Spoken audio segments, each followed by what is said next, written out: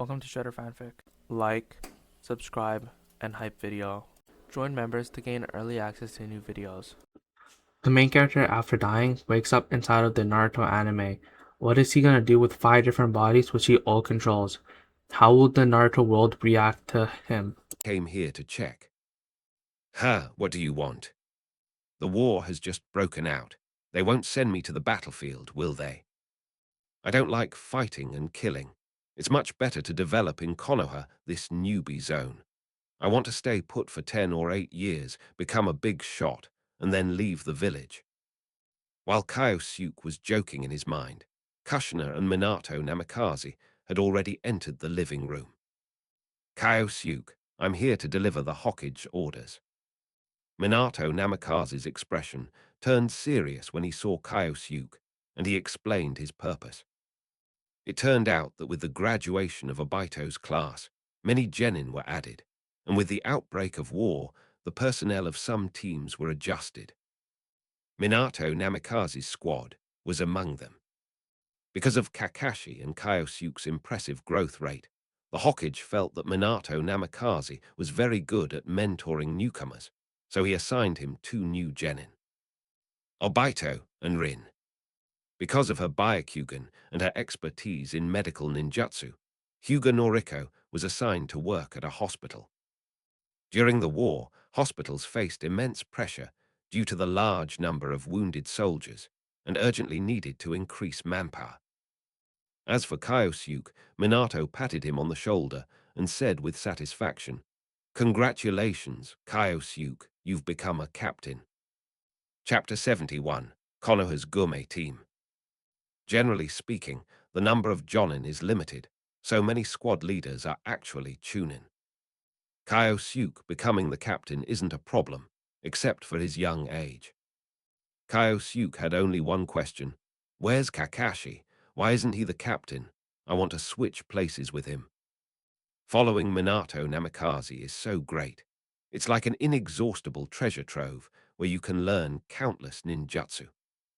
Seeing Kyosuke's unconvinced and unhappy expression, Namikaze smiled gently. Kyosuke, I know you have a responsible and bright heart, and you will definitely become an excellent captain. Kakashi is a bit stubborn and obsessive now because of his father's situation, and I'm worried about him. Kyosuke didn't hide anything, his eyes sincere as he spoke his heart. Teacher, I want to learn from you. You are the best ninja I have ever seen, and I can learn a lot from you. The most beautiful words in the world are the most heartfelt words. Looking into Kyosuke's eyes, Minato sensed Kyosuke's sincerity and was deeply moved. He then took out a kunai, handed it to Kyosuke, and gave him a bright, sunny smile. Kyosuke, you will always be my disciple. Such a good teacher, I cannot allow you to die. Kyosuke took the kunai with both hands, looked at the flying thunder god technique formula on it, and felt a lump in his throat. I'm a time traveler, having lived 2 lives, yet I still can't be heartless. Shame. Moved, Kyosuke became somewhat impulsive and started speaking without thinking. Teacher, I'm sorry. Actually, I've been lying to you all along. I'm your wife's spy, and I've been monitoring you. But don't worry, I didn't tell you about the things you did before, the time before that, and the time before that. Minato Namikaze's smile vanished instantly, his facial muscles twitching stiffly.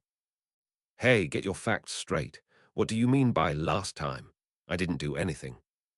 Seeing the veins throbbing on Kushina's forehead, Kyosuke put away his kunai with satisfaction and silently left, leaving the 2 passionate lovers alone.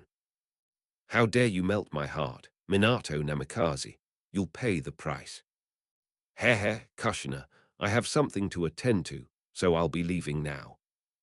Wait, let's clarify what happened last time. That's Kyosuke talking nonsense. I didn't do anything. Who is that woman you were shopping with, chatting and laughing with? Hearing the sweet words behind him, Kyosuke smiled happily and went home to check the team member information that Minato Namikaze had given him. Sarutobi Asuma and Kato Shizune, 2 familiar faces. Kyosuke was familiar with these two guys, so he only glanced at their information. The third person is quite remarkable, Kasuke, Konoha's perennial genin. The information shows that Kasuke is very strong, skilled in swordsmanship and water-style ninjutsu, and has made outstanding contributions to Konoha. However, due to a command error that resulted in the death of his comrades, he vowed to remain a genin forever. Looking at the kind-looking middle-aged man in the photo, Kyosuke began to make malicious assumptions. Why send such a strong genin? Is it to protect Asuma, the crown prince? That night, in my dream, it was the time for banter before the meeting ended. Back then, Kurenai was my goddess. Kyosuke, give Asuma a good beating, make sure he becomes a hero of Konoha. After reminiscing about the past, Oniakiro made a very down-to-earth suggestion. Kyosuke scoffed. Don't forget, we were one person in our past life. Do you think I don't know how many goddesses you have? Stop pretending to be so affectionate. Uka Shin asked curiously, isn't Shizune Tsunede's disciple? Why didn't she run away with Tsunade? Kyosuke wasn't sure either and said sourly, probably not. It doesn't matter. Sensuke was able to wreak havoc in the war and interfere in the Shinobi World War. Who knows what the future holds for these people? Chisuke laughed triumphantly. How about that? I'm famous now. Let me tell you all day long, the Konoha ninjas held their ground at their camp, not daring to attack. If it weren't for their fear of Orochimaru, I would have crushed them long ago. Kyosuke, annoyed by Chisuke's arrogance, said, I'm still growing and need to get enough sleep. I'm leaving now. The group parted ways, amidst laughter and chatter. The next morning, Kyosuke, unusually, bought a breakfast and ate it as he walked toward training ground number 2. The Hokage is really something, setting the team meet and greet date so early, making me spend money on food. When Kyosuke arrived at the training ground, he saw that his 3 teammates were already there and waiting for him. Kyosuke appeared, and the 3 looked at him. Kyosuke took out the last meat bun, immediately stuffed it into his mouth, and chewed it continuously in front of the 3 of them. Hey, we've been waiting here since early morning, and you're so leisurely eating steamed buns without even bringing us some. That's too much. Asuma wasn't afraid of Kyosuke, the captain, and immediately expressed his dissatisfaction when he saw Kyosuke's terrible attitude. Last night, when his father told him that the captain was Kyosuke, Asuma almost defected on the spot. Asuma didn't hate Kyosuke, but he felt uncomfortable that they had become superiors and subordinates since they were once classmates. Kyosuke ignored Asuma's anger and continued to chew his food slowly. The meat bun was quite big, and I had stuffed it in so quickly that my mouth was bulging, and I couldn't swallow it right away. Seeing Kyosuke's cheeks puffed out like a toad, Shizune smiled and said, Kyosuke, we're not going to take it from you. Why are you eating so fast? If you can't swallow it, just spit it out. Don't choke. Asuma snorted and mocked Kyosuke. He's always been like this, very stingy. Maybe these buns were bought by someone else. As Kasuke watched the 3 boys and girls bickering, he recalled all the things that had happened in the past, and happily took out the water bottle, opened the spout, and handed it to Kyosuke. Have some water. After drinking water and swallowing the steamed bun, Kyosuke patted his stomach, let out a happy burp, and then began to speak. As per procedure, let's introduce ourselves first. My name is Yusugi Kyosuke, your captain. What I like is having someone treat me to meat for free. What I dislike is having to pay for my own meals. At this point, Kyosuke looked at Asuma seriously. Besides, this is the first time I've ever paid for breakfast. Don't try to smear my reputation. Asuma was so angry at Kyosuke's shamelessness that he almost laughed. You never spent money on breakfast before, and now you're spending money on it for the first time. What are you so proud of? Shizune smiled gently and continued, My name is Shizune. I like to eat rice but hate pork. I enjoy reading and visiting cultural sites. Also, I am quite skilled in medical ninjutsu, and I will do my best to heal everyone's injuries. I always feel like you're cursing us to get hurt. Kyosuke and Asuma were speechless after hearing the last sentence. Don't you like pork? We can share a table next time we eat. I'll give you the rice, and you give me the pork. It's a win-win situation. Kyosuke's eyes lit up as he discovered a new source of meat. Silently, she gave a polite but awkward smile, unsure how to respond. Kasuke spoke up at the opportune moment. My name is Kasuke, a genin of Konoha. My hobby is cooking delicious game. I hope you will like it. Kyosuke was overjoyed upon hearing this and paced back and forth excitedly. Our team is perfect. Uncle Kasuke cooks, I eat the meat, Shizune eats the rice, and Asuma pays for the ingredients. It's perfect. The hockage is brilliant. Kyosuke waved his hand, full of vigor, and shouted out an amazing slogan. The Konoha Culinary Dream Team, officially established. Chapter 72, Konoha Reinforcements. Damn it, what a ridiculous name. And why should I pay for your meal? Asuma was dissatisfied again, but Kyosuke ignored him and instead winked at Asuma. I see you have the air of a rebellious teenager. You probably wouldn't bother following those boring rules and introducing yourself, so I'll skip you. Snort. Asuma was frustrated and had nowhere to vent his anger. He wasn't planning on introducing himself and wanted to embarrass Kyosuke, but Kyosuke took the initiative. He was just a young boy, and he didn't know how to fight back.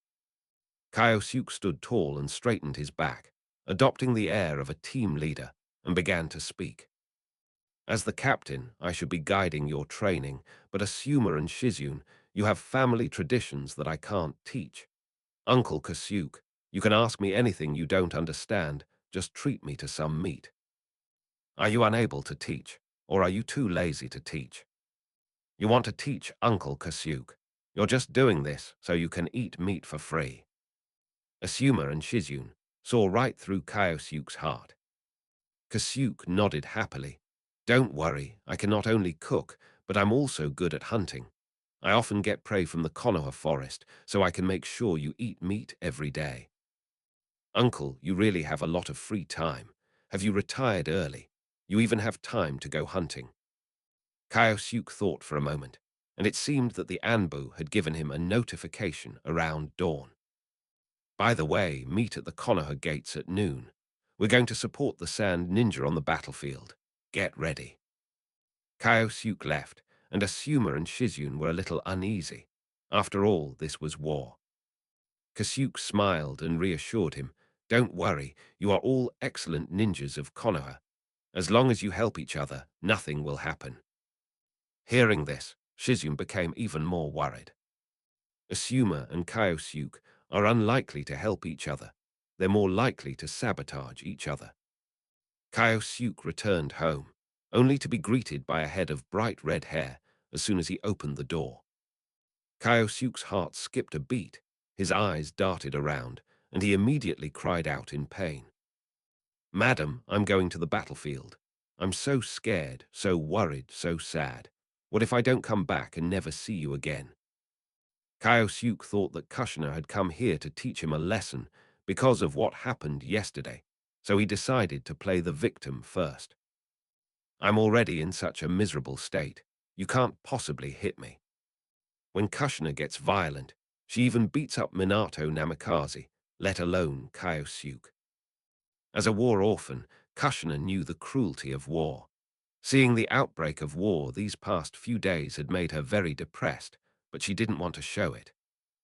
In the morning, Minato Namikaze bid farewell to Kushina, who then learned that both Minato and Kyosuke were going to the battlefield, so she came to visit Kyosuke.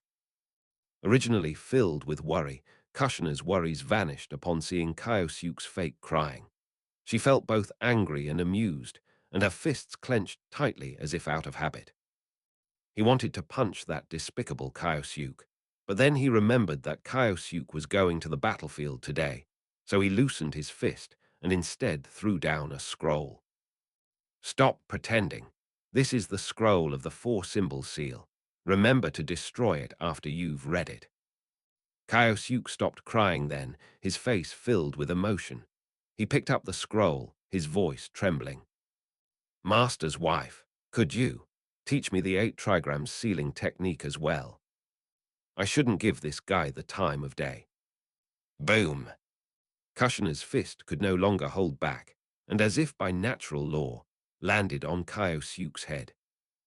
You idiot, you don't even know how long it will take you to master the four-symbol seal, and you still want the 8 trigram seal. You're too greedy. Even if there's no guarantee of success, we might as well try our luck. Kyosuke rubbed his head, chuckled, and didn't argue.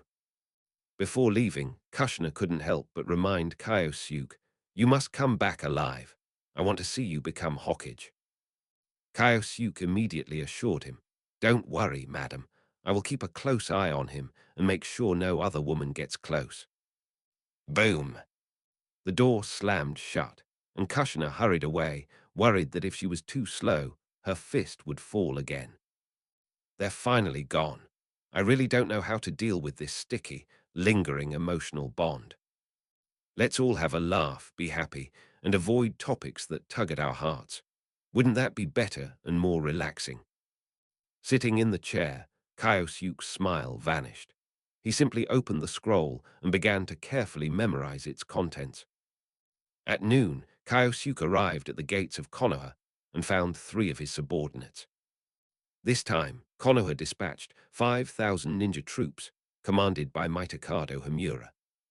As for Danzo and Jiraiya, they were sent to the northern border of the Land of Fire to defend against the Iwa and Kumo ninja.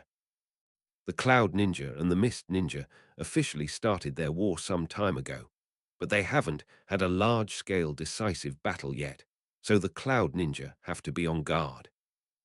As for the eastern coast, they could only send out patrol troops to patrol, including Might Guy and his son. Kyosuke even got a farewell meal. After all, Konoha doesn't currently have the strength to take on 4 opponents at once. With its limited resources, it's impossible to defend against all powerful enemies simultaneously. Hopefully, the Cloud Ninja, the Rock Ninja, and the Mist Ninja won't attack us all at once. The third Hokage is now incredibly devout, and out of concern, he no longer even peeks. 5,000 people stood outside Konoha village, creating a truly magnificent sight. Many villagers came to see off their relatives and friends, and they were in low spirits. After all, who knows how many people will come back alive from this journey? Kyosuke's teacher at school, Naohiro Takahara, also came and gave Kyosuke a fine dagger. Kyosuke, your short sword has been used for several years. It's time to replace it. You must come back alive. Kyosuke removed the short sword from his back and bowed deeply, saying, thank you, teacher. With the army fully prepared, Takahara Naohiro, not wanting to waste time talking to Kyosuke, patted Kyosuke on the shoulder and turned to leave. This year, his students have just graduated and are about to face war, which makes Naohiro Takahara very sad. Kyosuke, just follow me. Just as Naoto Takahara left, Minato Namikaze walked over, followed by Kakashi, Obito, and Rin. Kyosuke knew that Minato Namikaze was looking out for him, so he didn't stand on ceremony and nodded in agreement. Then he looked at Obito and put on airs of a leader. Teacher, this is your new team member, Genin Obito. When Kyosuke teased Obito, Rin and Shizune covered their mouths and laughed. Asuma turned his head away. Kakashi muttered about the trouble, and Obito was naturally furious. Hey, you're just a Chunin. Don't look down on me. I'll definitely surpass you. Just as Kyosuke was about to say something, the surroundings suddenly fell silent. Turning his head, he saw the third Hokage and Mitokado Homura walking out of the Konoha gate. I'm counting on you this time. The third Hokage looked solemnly at Mitokado Homura. Mitokado Homura didn't say much, just nodded and said, I will definitely help Orochimaru defeat the Sand Ninja. The three generations did not give speeches on resisting invasion, nor did they need to say much. Moreover, Kyosuke guessed that there were 5,000 people here, not 50, and most people couldn't hear the third generation's voice. Do you expect Huo Xiang to stand there like a vegetable vendor, holding a small megaphone? Just imagining this scene isn't bad at all. Mitokado Himura turned around and rushed to the battlefield first, while Konoha ninjas, including Kyosuke, followed one after another, forming a surging sea of people behind him. Chapter 73, Orochimaru in Battle. At the Sand Village frontline camp, Pakura wore a long glove on her right hand, which covered her still somewhat purplish right hand. Chisuke glanced at the gloves and wondered what kind of poison Orochimaru was using that was so potent. Even after 2 or 3 days, the medical ninjas in the camp couldn't completely eradicate it. However, the main force of the Sand Ninja will arrive soon. Once Chio treats them, they should be fine. According to intelligence, Konoha reinforcements will arrive tomorrow. I've decided to launch a surprise attack on the Konoha camp tonight and take it. Yekang put aside the intelligence and made up his mind. Chisuke immediately nodded and chimed in, "We'll definitely take it." But in my heart I was thinking, "Teacher, how many times have you said that? If I could have beaten him down, I would have done it long ago, and I wouldn't have had to wait until today." It must be said that Orochimaru and the Ino Shikacho trio were indeed very strong, and with the help of various traps, they withstood several attacks from the Sand Ninja. There was nothing we could do. The teacher was so stubborn, we could only go along with her. Assisting the teacher in becoming the Kazekage is a long and arduous task. Unaware of Chisuke's inner thoughts, and seeing how obedient Chisuke was, Yakura didn't think much of it and immediately arranged for a night raid. The moonlight was dim, and there was no wind. What a night for murder. Looking at the camp buildings ahead, Chisuke formed hand seals. It's the middle of the night. I got up to pee. Quicksand waterfall. Yellow sand churned on the ground, relentlessly surging towards the Konoha camp, destroying any obstructing buildings and setting up numerous traps. Explosions, poisonous gas, and projectile attacks, all sorts of traps in Konoha were eventually buried by sand. Inside the Konoha camp, figures moved about, dodging the shifting desert. Seeing that Sensuke had created an opening in the defenses, Yakura ordered the Sand Ninja behind her. Attack! The Sand Ninja stepped onto the sand and rushed into the Konoha camp. Inside the Konoha camp, Orochimaru and the Ino Shikacho trio stood together, facing the attack without any surprise.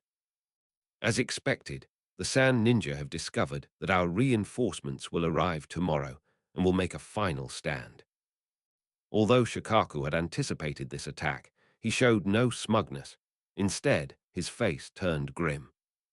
Because of Chisuke's perfect Jinchuriki ability, he could maintain his powerful fighting strength for a long time and launch continuous attacks, causing great losses to the Konoha ninja. Tonight, we really might not be able to hold on. Shikaku's face was just pale, while Yamanaka Inoichi and Akimichi Choza looked like sick ghosts. They were seriously injured a few days ago and only received emergency treatment. Their injuries have not healed at all, and their combat effectiveness is now only 10% or 20%, so they can only play a supporting role. At this point, Orochimaru is the only one we can rely on. Yakura, Chisuke, I can only hold off one of them. The rest, you'll have to figure out a way to do it yourself. Orochimaru remained calm and objectively stated the facts. Upon hearing this, Shikaku gritted his teeth and said, "The tailed beast's fighting power is too enduring. Please hold off the one-tailed Jinchuriki while I try to delay Pakura." Pakura is certainly very strong, stronger than Shikaku, but compared to Sensuke's almost inexhaustible chakra, there are always times when Pakura is powerless. Shikaku felt that, relying on his command skills, they should be able to stall until reinforcements arrived. Orochimaru glanced at Shikaku, a cryptic smile playing on his lips, before charging towards the Sand Ninja and killing several in a short time. Chisyuke Tasaka, Orochimaru. Upon hearing the call, Sensuke saw Orochimaru in the crowd and immediately transformed into his tailed beast form. To be honest, Sensuke was afraid of Orochimaru, especially his strange, forbidden techniques. If he fell for one, the consequences would be unimaginable. So when you see Orochimaru, unleash your ultimate attack. Shukaku, see that spineless coward with the pointed face. Use the tailed beast ball on him. Use it hard. If you can't kill him with the blast, smash him to death. Is it that snake charmer again? This time, I'm not letting him get away with it. These past few days, Shukaku has been repeatedly blocked by Orochimaru because of Sensuke's weakness, so he was also unhappy and decided to unleash his ultimate attack as Sensuke suggested. Tailed Beast Ball.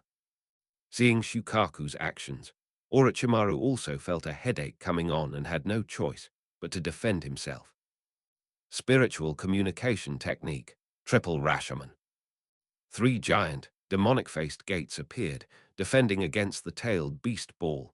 However, Orochimaru was in a terrible mood. Shukaku's chakra is too vast. Unleashing its full power is like drinking water for him. It's fine for a short time, but if it lasts too long, even Orochimaru won't be able to withstand it. I don't know what kind of sealing method the Sand Village used, but they managed to have a Jinchuriki like Sensuke, who is so illogical. No wonder they had the confidence to attack Konoha. Orochimaru bit his finger, rendering ordinary ninjutsu meaningless in the face of Shukaku. Spirit Communication, 10,000 Snakes. A massive body appeared from within the smoke. Manda raised its head and looked at Shukaku, its pupils shrinking slightly. Orochimaru, you actually made me deal with this monster. Do you know the rules? Orochimaru didn't waste any words. Buy me time. We must deal with the Jinchuriki. Shukaku, seeing that his tailed beast ball had been stopped, was preparing to create a new one. Manda immediately rushed forward, coiling its body around Shukaku, and opened its largest mouth to bite directly at Chisuke's position. Damn bastard, how dare you disturb me? Shukaku's tailed beast ball was interrupted. He roared and stretched out his arms to grab Manda's head, intending to throw Manda to the ground. Now! Orochimaru leaped off Manda's head and charged towards Sensuke. Sensuke, not wanting to engage Orochimaru in close combat, immediately sank his body into Shukaku's. At the same time, a sandy arm formed on Shukaku's head, grabbing directly at Orochimaru in midair. Summoning Orochi. In midair, a giant snake appeared out of nowhere. Orochimaru stepped onto the giant snake's back and used the momentum to jump back onto Manda's head. Trouble, this guy is so cautious, there's no chance to attack. Shall we use forbidden techniques? Looking at Shukaku, Orochimaru's expression shifted between anger and uncertainty. To be honest, for Orochimaru, a disciple of the Hokage, using forbidden techniques is not a big deal. Even a forbidden technique like the impure world reincarnation, which plays with life and death, wouldn't be objected to if used during wartime. However, Orochimaru, in his madness to research forbidden techniques, went so far as to use Konoha ninjas for experiments. He feared that using forbidden techniques would lead people to associate him with the disappearance of Konoha ninjas. With that moment of hesitation, Shukaku used even greater strength to slam Manda to the ground. Go to hell. Shukaku raised his hands, clenched his fists, and slammed them down hard, intending to smash Manda's head to pieces. With a snap, the head of the 10,000 snakes was indeed broken, but it was only the snake skin. Behind Shukaku, the earth shattered, and Manda burst forth, using all its strength to strike Shukaku. Shukaku stumbled, and before it could regain its footing, Manda bit into its neck, tearing off a large piece of sand to reveal Chisuke inside. Holy crap, I even hid inside Shukaku's body, and they still managed to find me. At that moment, Orochimaru jumped out of Manda's mouth and threw a giant shuriken at Sensuke. Shuriken Shadow Clone Technique. Chapter 74. The Wind Shadow Arrives. The giant shuriken multiplied from 1 to 4, from 4 to 8, and kept increasing in number, instantly forming a fierce and torrential attack that covered all of Chisuke's evasive maneuvers. Damn, if I learned Magneto and became Magneto, these shuriken would be like ammunition for me. It's a pity I didn't learn it. Chisuke inwardly complained about his low talent, then formed hand seals. The Hand of Sand. The surrounding sand formed huge, solid claws, standing upright in front of Chisuke, completely obscuring his body. Numerous shuriken struck Sand Hand, shattering sand upon sand, but also losing their offensive power and falling into the sand. Run away. Seeing that the shuriken had been parried, Chisuke had no intention of fighting. Facing Orochimaru, Sensuke only wanted to quickly enter Shukaku's body, but before he could act, he saw Orochimaru's body turn into a soft rubber band, stretching continuously, bypassing the sand hand and rushing directly towards Sensuke. Damn it, it's too late. Orochimaru's snake eyes were already upon him, and in this critical moment, Sensuke was ready to risk everything. Sandbound coffin. Since we can't escape it, let's all perish together. After becoming a ninja, Sensuke experienced so many battles that he developed a death wish. The surrounding sand rushed towards the two of them, trying to engulf them both. Upon seeing this, Orochimaru frowned but did not retreat, choosing instead to continue attacking Sensuke. The kunai in his left hand was aimed at Chisuke's heart, but Chisuke twisted his body with all his might, causing the kunai to deflect slightly and miss his heart. Despite the kunai's failure, Orochimaru remained calm, opening his right hand and gathering chakra on his 5 fingers before pressing it directly onto Sensuke's stomach. 5 Elements Seal. After doing all this, Orochimaru quickly retreated, avoiding the condensed sand. Done. After being struck by the 5 Elements sealing technique, Sensuke immediately sensed something was wrong.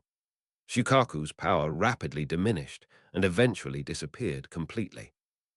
I'll be back. All of this happened too fast.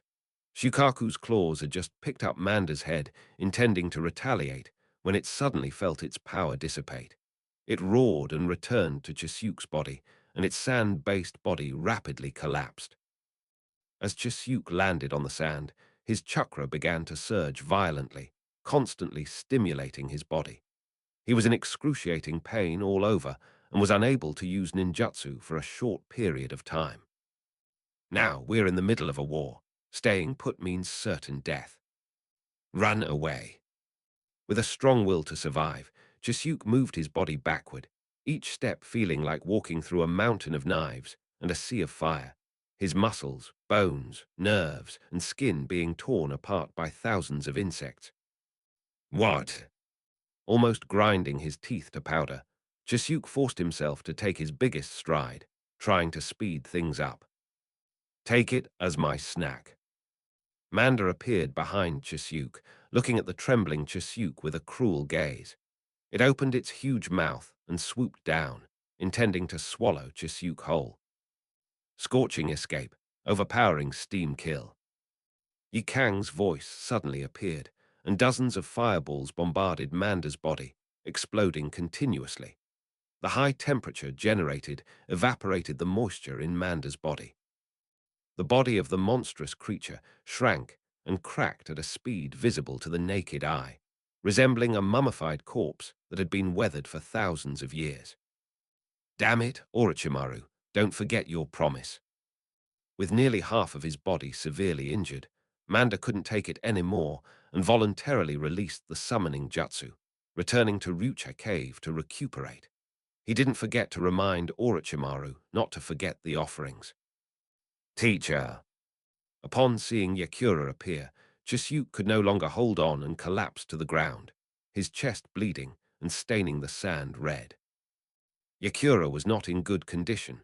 Her abdomen was bandaged, and blood was seeping out from inside the bandage, yet she stood firmly in front of Orochimaru. Don't even think about harming my disciple in front of me.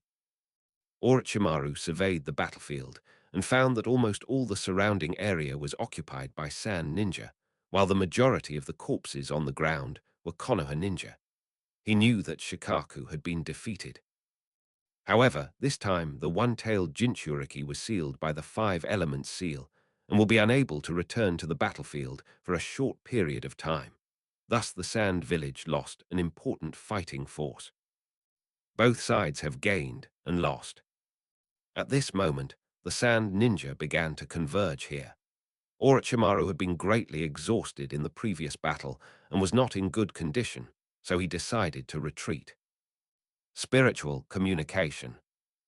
Orochimaru summoned 5 giant pythons, which twisted their bodies and attacked Pakura and the other Sand Ninja, stirring up a large sandstorm that halted the Sand Ninja's advance. Scorching escape, overpowering steam kill. Having dealt with the python, Yakura scanned the area but didn't see Orochimaru. Without giving chase, she immediately ordered a medical ninja to treat Chisyuk.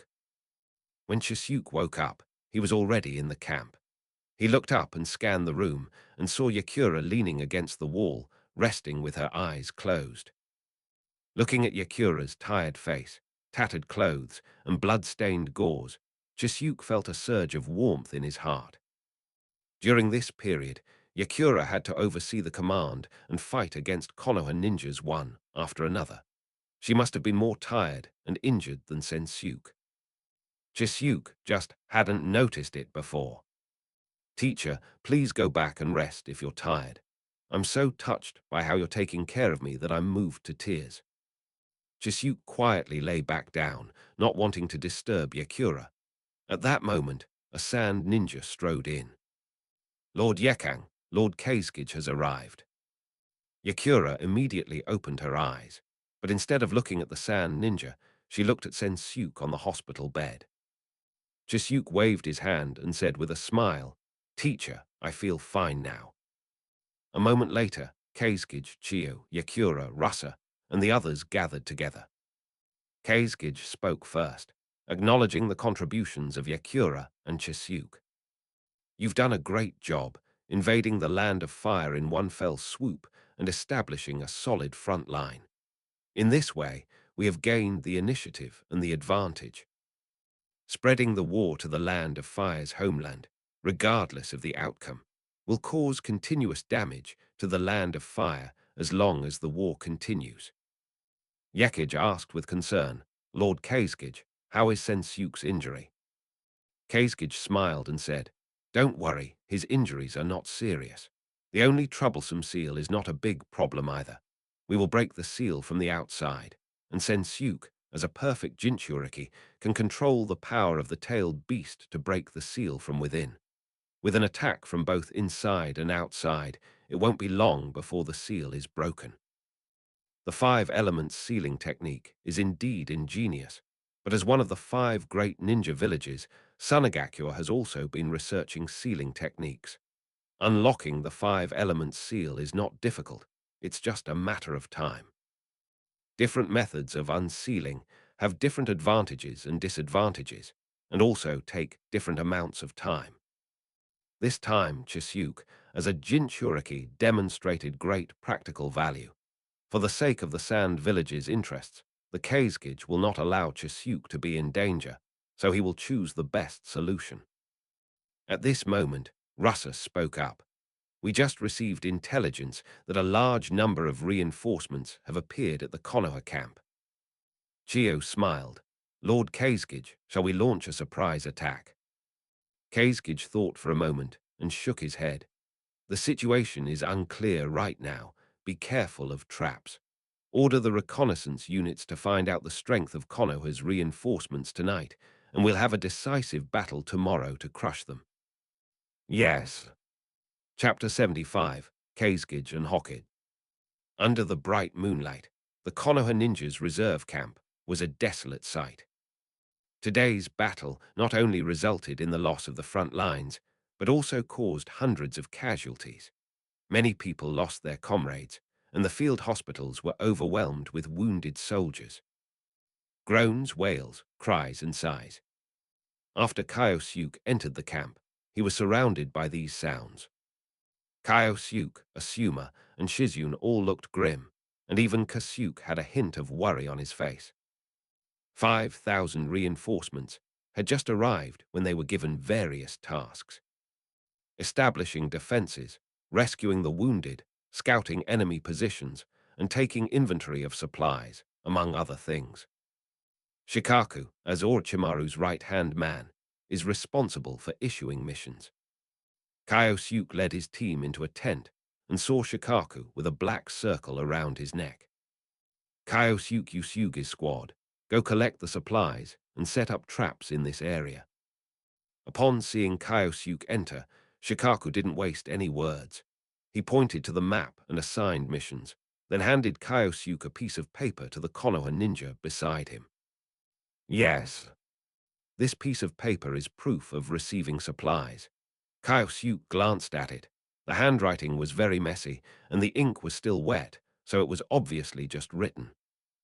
With the certificate in hand, Kyosuke went to the supplies warehouse. The warehouse was guarded by elite squads led by Jonin, including ninjas from the Hyuga and Uchiha clans, making the defense extremely tight. After confirming Kyosuke's identity, the guarding ninja handed over the supplies to Kyosuke according to the type and quantity specified on the certificate, and then took back the certificate. Upon reaching the camp gate, after another inspection, and receiving a new code from the guards for returning to the camp, Kyosuke finally led his team out of the camp. This is war, tragic and tedious. Having experienced the Ninja World War, Kyosuke was not surprised by this. The destination was a dense forest that stretched across the banks of a wide river. Located behind the camp, Kyosuke surmised that many ninja squads must have received the same mission as him and had set up a vast trap area along this river. The purpose of this was likely to delay the enemy's pursuit should the war go poorly and the Konoha ninja retreat. The river shimmered, and strange shadows loomed in the forest. Uncle Kasuke, you have more experience, so you take charge of the direction. We'll get to work. Let's get started. As the captain, Kyosuke gave the order directly, and Asuma and the other two had no objections. Kasuke was happy to share his experience, so they talked at length. There are many types of traps. The traps commonly used in war can be broadly divided into warning traps, offensive traps, and defensive traps. The purpose of a warning trap is to detect the enemy in advance, so it emphasizes quantity and concealment, is deployed over a wide area, and does not need to be too lethal. An offensive trap aims to create a suitable opportunity to attack and gain a local advantage on the battlefield. Therefore, it seeks to be lethal and will be accompanied by a counterattack from the ninja army. Defensive traps are designed to delay the enemy's pursuit and cover the retreat of our own troops, so they aim for the maximum kill radius rather than high power. The most cruel aspect of a trap is its ability to cripple someone without killing them. Disabled people not only lose their fighting ability, but also need to be cared for, which continuously consumes resources.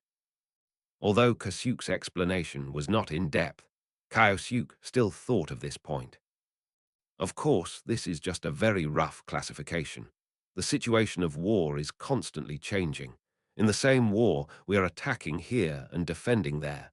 We were just attacking, and now we are defending, so we can't be too rigid. Numerous traps can also form a trap barrier. I've heard that the strongest trap barrier can easily wipe out an entire ninja army or even a village. Asuma, listening to Kasuke's lecture, said somewhat rebelliously, "Uncle, forget about barriers.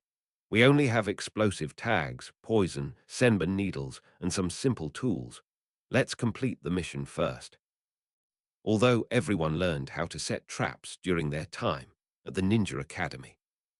However, there is always a gap between textbooks and reality. Faced with this vast forest, Asma didn't know where to begin. Kasyuk laughed and said, "Don't worry, just set it up boldly. Even if the concealment is not good, it doesn't matter. In fact, it's a good thing if the pursuing enemy discovers this area of traps, so they won't dare to pursue with all their might. Well, it's a defensive trap, so it's not too afraid of being exposed." They were eager to tell the enemy that this place was full of traps to intimidate them. Kasyuk explained as he worked. This is a series of traps, one overt and one covert. If the enemy avoids the overt trap, they will fall into the covert one. This place is relatively open, so we can use explosive tags in combination with Senbon to create a trap that can unleash its maximum power. The trees here are dense, and the ventilation is poor, so we can use poison gas. This area faces the enemy, and they are likely to pursue us from here, so we can install a delayed trap and activate it when the main enemy force comes in, which will kill more people. You old rascal, you seem so kind and approachable, but the traps you set are more and more insidious than the last. Compared to you, the traps taught in school are just toys. Kaosyuk and his two companions gained a new understanding of Kasyuk, this kind and gentle uncle. The four of them kept busy, and the supplies they had were constantly being consumed, turning into traps that devoured lives. Kaosyuk felt a pang of pain as he watched all the explosive tags in his hand run out. This is all money. Lots and lots of money. It would be so nice to have it. Why isn't it my money? War is indeed a bastard, money-devouring beast. Having completed their mission, and with dawn approaching, Kaosyuk and the others only rested for 2 hours before hastily regrouping and leaving the camp. It must be the wind shadow who's here.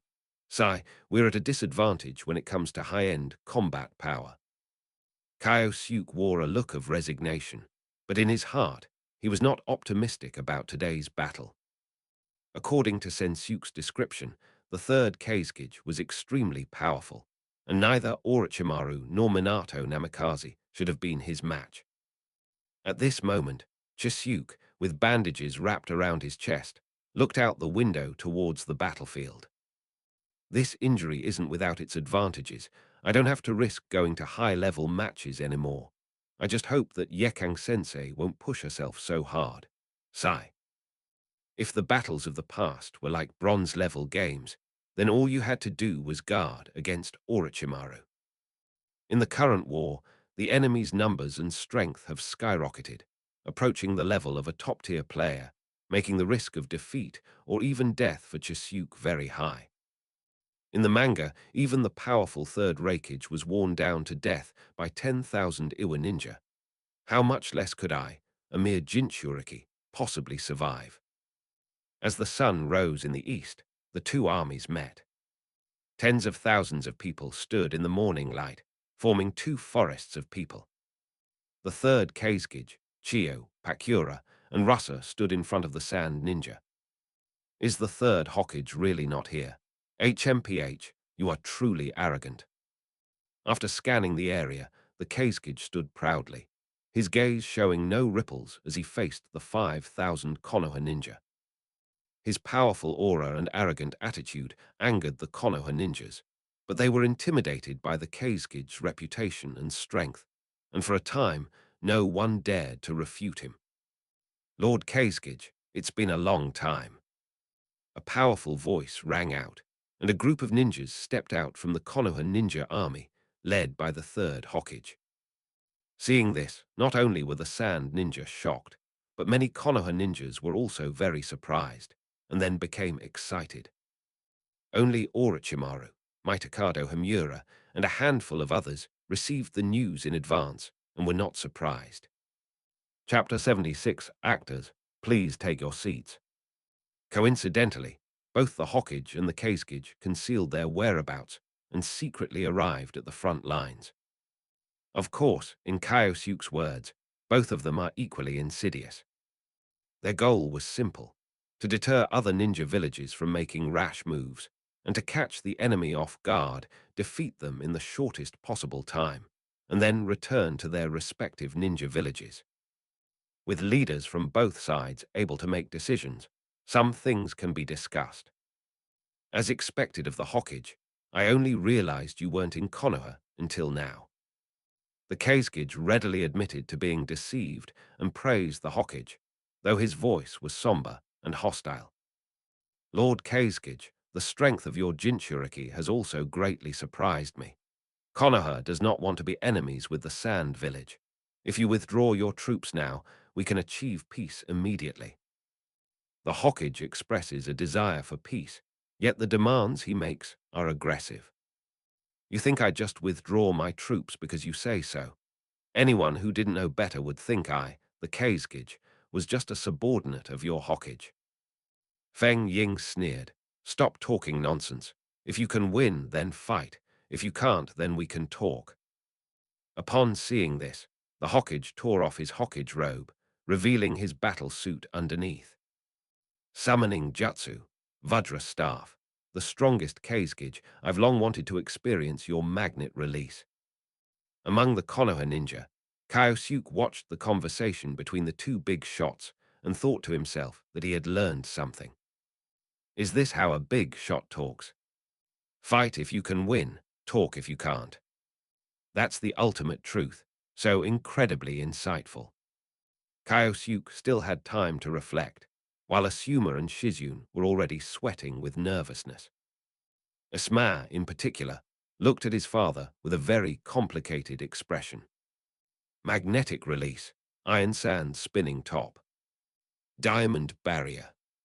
The giant iron sand top spun at high speed, its dozens of magic rods seemingly indestructible. The massive roar of the impact served as the signal flare for war, and the Sand Ninja and Konoha Ninja launched their charge. Chiyo faced off against Mitakado Hamura, Pakura against Orochimaru, and Rasa against the Inoshikacho trio and other Konoha elites. The battle reached its climax right from the start. Kyosuke, don't stray from me during the battle. As Kyosuke charged forward with the crowd, he heard Minato Namikaze's voice from the side. It is good. Kyosuke immediately agreed. Now was not the time to be reckless. With Minato Namikaze looking after them, it was like having an extra life. This is also one of the results of his hard work in pleasing Minato Namikaze. Kyosuke looked at Kakashi, Obito, and Rin. Hey, you guys watch out too. Kakashi simply nodded, while Rin nervously pursed her lips, her voice trembling as she cautioned Kyosuke. You must be careful too. Obito suppressed his nervousness and stubbornly raised his head. I'm an Uchiha. I'm not afraid of small things like this. Ha ha ha, that's good. Now that you're all dead, I'll have to eat much less meat. Kyosuke laughed loudly, and before Obito and the others could respond, he brandished his short sword and charged towards a Sand Ninja. The two waves of water, formed by the Sand Ninja and the Konoha Ninja, collided violently, scattering countless splashes of water. The small teams began to fight. As a Konoha Chunin, Kyosuke bravely took on his responsibility, searching for the Sand Village Chunin and Genin while resolutely avoiding the Sand Village Jonin.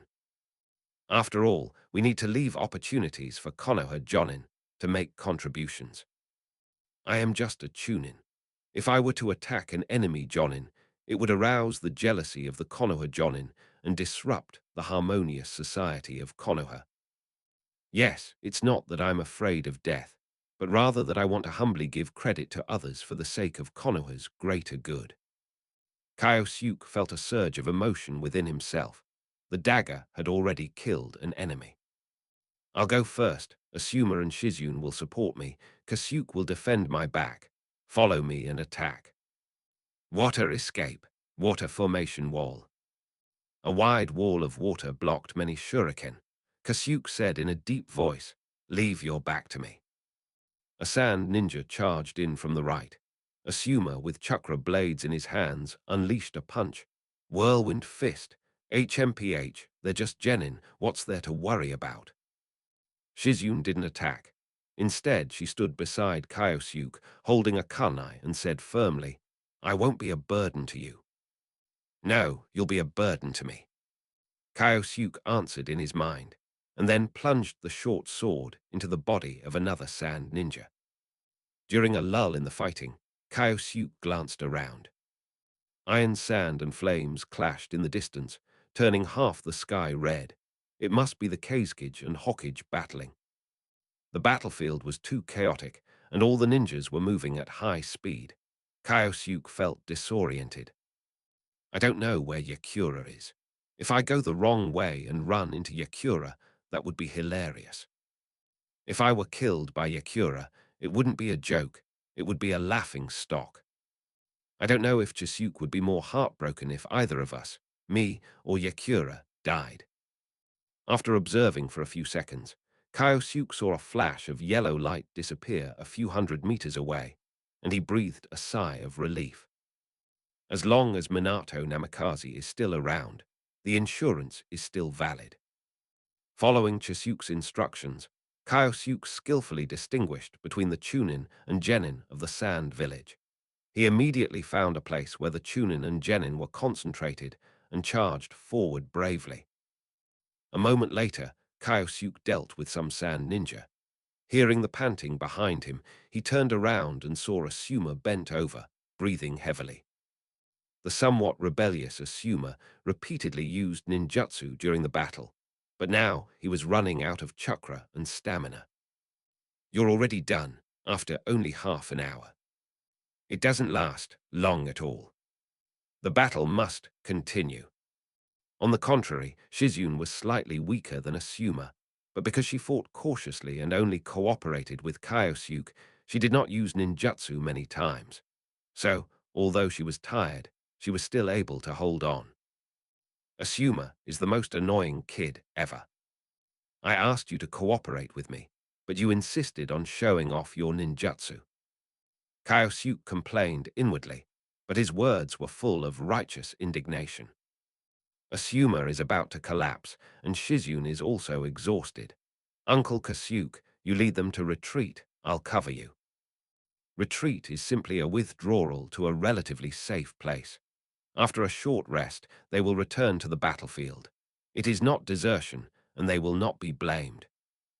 As Genin, it's already quite good if they can last half an hour in high-intensity warfare.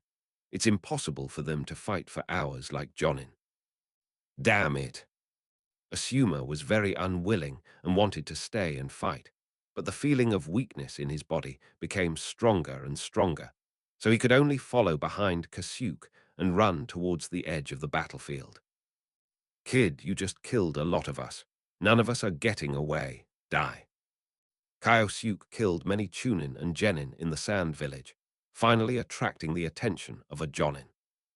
It's time to shine. Actors, please take your seats. Action. You all need to get out of here. Kyosuke roared and resolutely turned to face the sand ninja Jonin. That voice contained boundless love for its comrades, a fearless spirit that faced death without fear, and a deep longing for a better life. His expression was a mixture of ferocity and relief, his eyes conveying a sense of farewell. The back view after turning around was desolate yet firm, slender yet magnificent.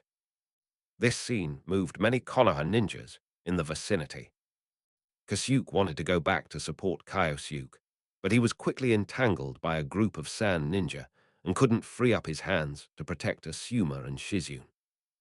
The sand village Jonin, seeing Kyosuke bravely confront him for the sake of his comrades, felt a surge of respect for him. Konoha ninja, you deserve to die by my hand. State your name. Chapter 77, Battlefield Actor. Oh dear, this extra even added lines for himself. Promising.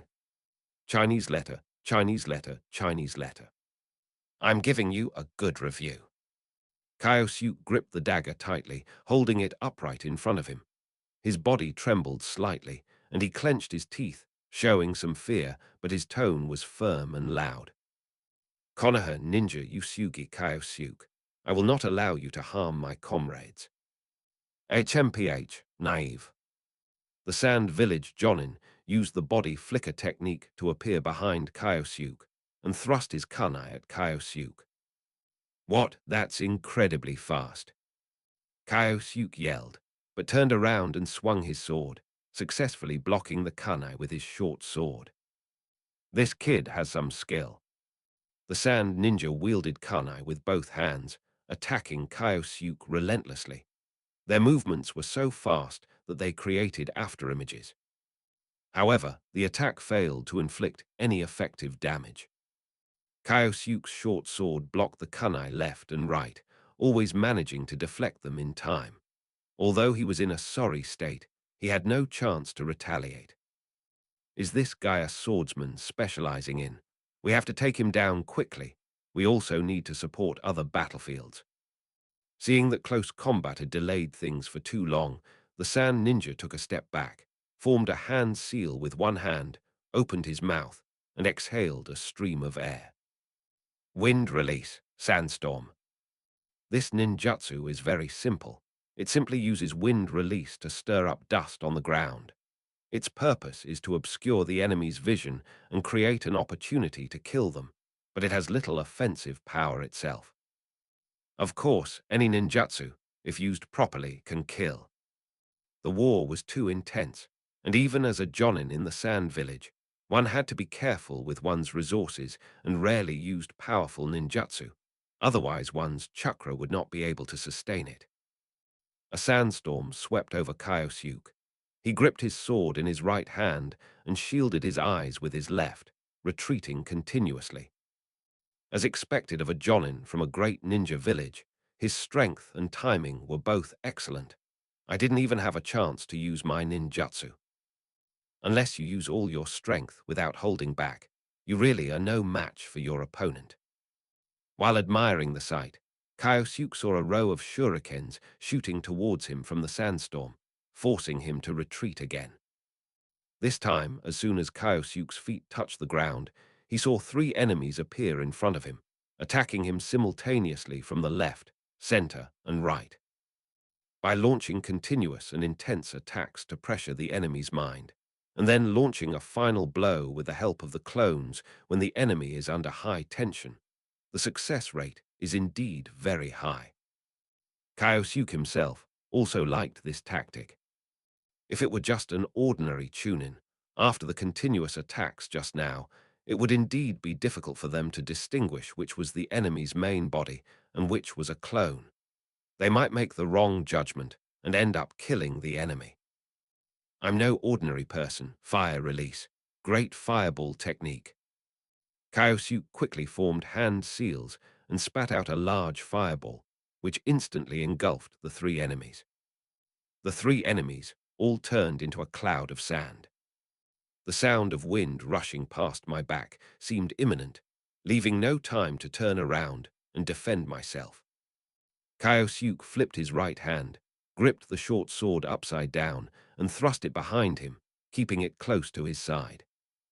With a tearing sound, Kyosuke's clothes on his left shoulder were pierced, and a kunai pierced his shoulder blade. Turning around, he saw the enemy standing a few steps away, with a new tear in his clothes around his abdomen, but he was unharmed. The enemy looked at the clothes on his abdomen and laughed. As expected, we must go all out. Kyosuke stood ready, thinking to himself, where's Minato Namikaze? I need to save him. If the enemy gets serious, there's a real risk of death if we don't go all out. At this point, the battle had lasted for several hours, with many deaths on both sides, resulting in a significant decrease in the number of people involved. However, the battlefield had spread to a much larger area, so the average battlefield area per person had become very large. Around Kyosuke, there were only a few Konoha ninjas and Sunagakure ninjas fighting, and they were unable to provide him with any support.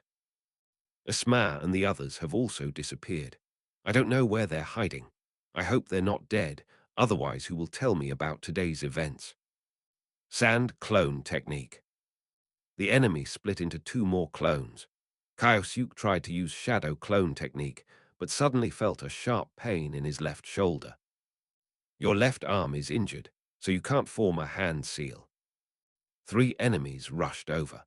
Kyosuke had just used his short sword to block the kunai when he was kicked directly in the abdomen, sending him flying through the air with a sharp pain in his abdomen. Go to hell. Kyosuke braced himself with his short sword and had just stood up when the enemy was already in front of him, and a kunai came flying at him. Damn it, I can't die here.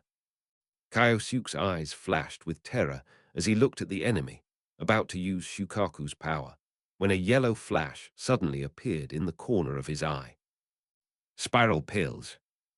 Minato Namikaze appeared above the enemy, unleashed a Rasengan, and the enemy crashed down, his body plunging directly into the ground. It's the last scene, so give it your all. Countless corpses were all around, and the ground was stained red with blood. Thick smoke billowed across the sky, and vultures circled overhead. Kyosuke's eyes immediately weakened. He knelt on the ground, his left arm hanging limply at his sides. His hair was disheveled, and his face was covered in blood, sweat, and dirt.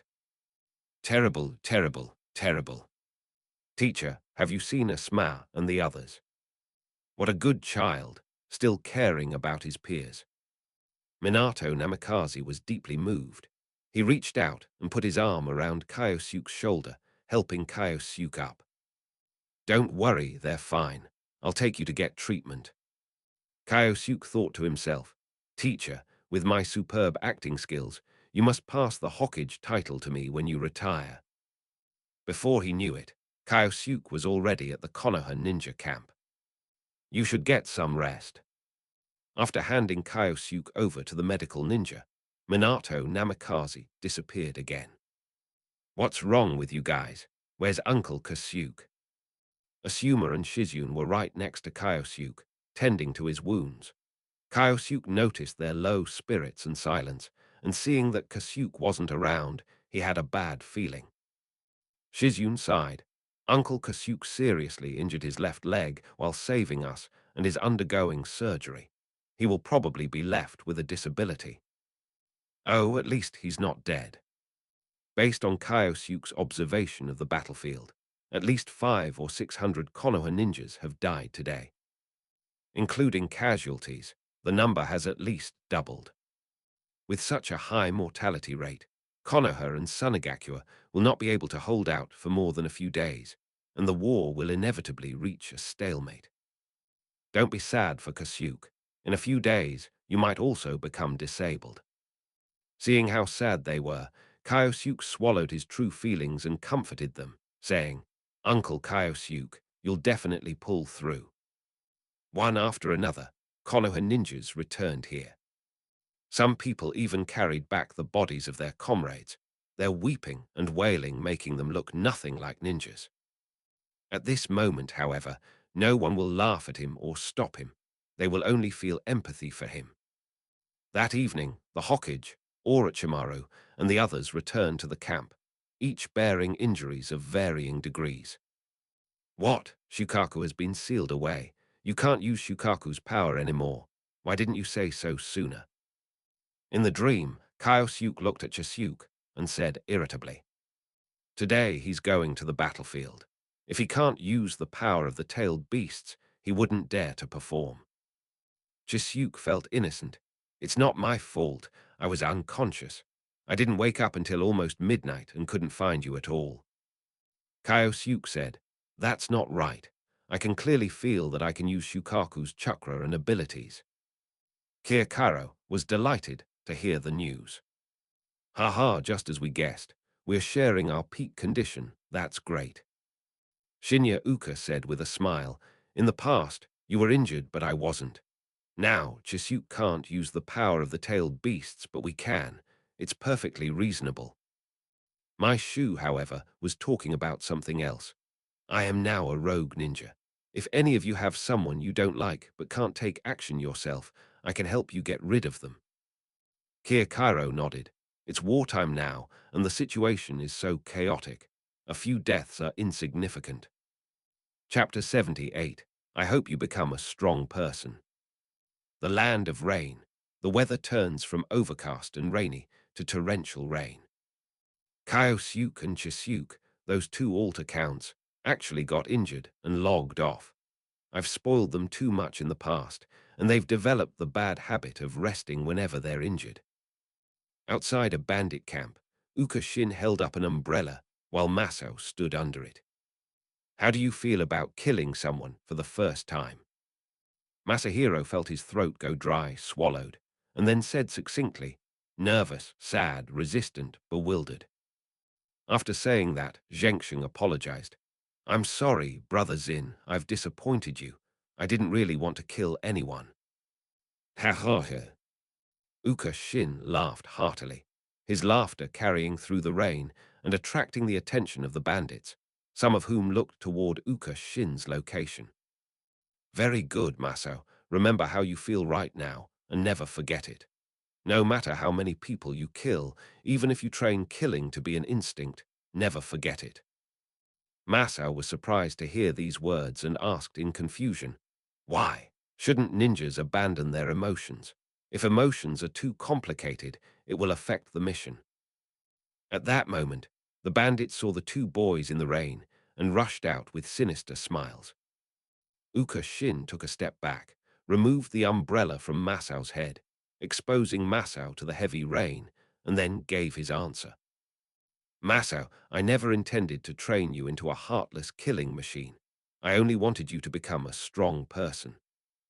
Humans must have emotions, and humans should abhor killing. Masao's vision blurred in the dense rain. The rain was cold, but his heart was warm. I always thought that Brother Zin saved me just to find a valuable tool. I once made up my mind to become Brother Zin's blade, abandoning all emotions. I never imagined that what Brother Zin had always wanted me to become was a living, breathing human being. Masao stood in the rain, his hands hanging down, holding a long sword, the tip of the blade weakly pressed against the mud. Ha ha ha, this little rascal is scared stiff. We can make a lot of money by selling them. Hey kid, give me your knife. The bandits rushed over, and the first one saw the sharp longsword in Zhengsheng's hand. His eyes were filled with greed, and he reached out to grab the sword. Swish! The blade flashed through the rain, blood spurted into the air, and the bandit clutched his neck, collapsing helplessly to the ground. The clash of swords, the spray of blood, the roars of anger, and the wails of agony quickly spread throughout the mountain stronghold. A monotonous massacre began quickly in the heavy rain and ended just as quickly. Pat, pat, pat. With 1 foot deep and 1 foot shallow, he stepped over one corpse after another, constantly wading through the mud and water. Zhengsheng dragged his knife out of the mountain stronghold, his wounds bleeding profusely, leaving red marks behind him. The Vortex clan has amazing physiques. They're not afraid of training relentlessly, nor are they afraid of numerous wounds. Their strength is growing even faster than mine. They're another genius. Feeling a surge of jealousy, Uka Shin smiled speechlessly. He never expected that the child he randomly picked up would turn out to be a genius. He was indeed the real deal. Has everything been processed? It's all been dealt with. Don't blame me for being heartless. You have great talent, and it absolutely cannot be wasted. This world is full of sorrow, and you must be strong enough to avoid sorrow and live like a human being. Hearing Uka Shin's teachings, Masao recalled his past tragic experiences and nodded firmly. I know I will do everything in my power to become stronger. Looking at the resilient Masao, Uka Shin smiled. You've done very well. It won't be long before you surpass me. To be honest, I was even a little jealous of you just now. Hearing this, Masao felt very happy, his heart filled with sunshine, dispelling the gloom caused by the killing. Brother Zin, I will always follow you. Uka Shin held up an umbrella to shield Masao from the rain, and said with a smile, "Let's go. Let's go back and have some fish soup." Maso was even happier. Kindness. A few hours later, an umbrella and two teenagers appeared in Maple Leaf Canyon and met the ninja guarding it. Upon seeing Uka Shin, the guard immediately said, "Shin, the chief is looking for you. It's urgent." Upon hearing this, Masao felt a pang of disappointment, thinking that he couldn't have fish soup with Uka Shin, but then he heard Uka Shin's voice. "I'm just a little kid. I can't go hungry or I won't grow tall. I'll see the chief after I've eaten." If it were truly an urgent matter, they wouldn't have waited for me to return before telling me. They would have sent someone to find me. If they can wait for me to come back, they can wait for me to eat first. "Come on, Zhengsheng, let's go eat." A moment later in the meeting room, Yahiko received a report from the guards and was utterly speechless. "I am the leader, yet Shinta ignores me."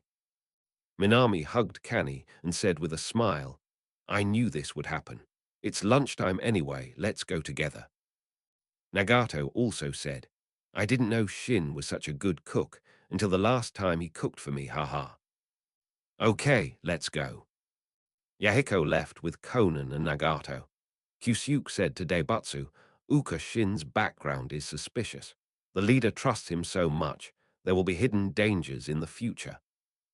The Buddha statue remained silent for a moment, then said objectively, "We all have a past, and the leader has never questioned it. This is not necessarily a good thing, nor is it necessarily a bad thing. We cannot see what the future holds." Kyusuke still stuck to his point of view. "HMPH, what Uka Shin said is too alarming. I'm worried that the leader is being used. Ryutaro, Haijuki, you must keep a close eye on Uka Shin." "Understand." "Yes." Uka Shin's room quickly became lively, and he had to cook more food. "Hey, remember to pay for your meal. Even if you're the leader, you can't dine and dash." After the meal, Uka Shin was about to collect the money, but Yahiko pretended not to hear and explained his purpose. "Today, we received a letter from the Rain Ninja. Hanzo of the Salamander wishes to meet with us." Conan and Nagato were cleaning up the dishes. Masao was practicing in the courtyard, and Uka Shin was sitting in a chair with his legs crossed, picking his teeth and talking. "Well, I guess Hanzo saw the outbreak of war and remembered the tragic fate of the Rain village last time, so he wanted to test us to see if we were his help or his threat. The Land of Rain is located at the intersection of the Land of Fire, the Land of Earth, and the Land of Fire, making its location extremely important. In the last Shinobi World War, the three major powers of Konoha, Sunagakure, and Iwagakure fought a brutal battle on the Land of Rain, each wanting to take control of the Land of Rain. However, Hanzo was indeed powerful. Facing the three great ninja villages, he led the weak Aimgakure ninja in a valiant battle, managed to maintain his independent status, and earned the prestigious title of demigod. It should be noted that in the ninja world, the only person who can be called a god is the legendary god of shinobi, Hashirama Senju. Hanzo is the second one. Yahiko nodded. Uka Shin's words were the same as his analysis. "So how should we deal with this? We can't let Hanzo look down on us, nor can we let him become hostile towards us. In the Great War, only by uniting can we protect the Land of Rain." Uka Shin racked his brains, recalling what he had learned in his previous life, and said something. "We must demonstrate our strength, express our desire for peace, uphold the bottom line of equal cooperation, and never back down." Chapter 79, The Akatsuki's Working Class. Upon hearing Uka Shin's words, Yahiko's eyes lit up, and he raised his right hand to gently tap his head. "I believe you. You really have a way with things. I've been at a loss for how to handle this. My mind was a complete mess, like a fishing line stuck in my head. But now, hearing your words, it's like I've caught a fish. The line is tracing a beautiful arc. It's so smooth, it feels amazing." Conan served some tea, and upon hearing Yahiko's words, was both amused and exasperated. All you ever think about is fishing. Having a leader like you is exhausting for us. Yahiko waved his hand gently, interrupting Conan. You don't understand the joy of fishing, that's why you say that. Besides, every time I catch a fish, don't you grill and eat it? After Nagato finished his work, he sat down to the side and asked Ukanobu, how exactly do we do it? Well, first of all, Nagato's Rinnegan shouldn't be exposed easily, lest it arouse Hanzo's greed. Nagato, keep your long hair or wear sunglasses. Ukanobu summarized ancient diplomatic experience, speaking slowly and clearly. Secondly, we need to divide the work and cooperate. The leader should play the good cop, expressing the willingness to cooperate and the attitude of maintaining peace. We can play the bad cop, constantly testing the other party's bottom line. Of course, we need to find opportunities to create conflict, take the opportunity to demonstrate our strength, and strive for an equal cooperative position. This is the most crucial and also the most troublesome matter. We must grasp the right balance, otherwise it may trigger a real conflict. There's another point. Hanzo's attitude towards us will change as the situation in the ninja world war changes. Even if we reach a cooperative relationship this time, we must be wary of Hanzo changing his mind and prepare for the worst. To avoid arousing suspicion, we must not show any ulterior motives towards the Land of Rain. In fact, we should not consider the affairs of the Land of Rain from Hanzo's perspective. We must appear somewhat selfish.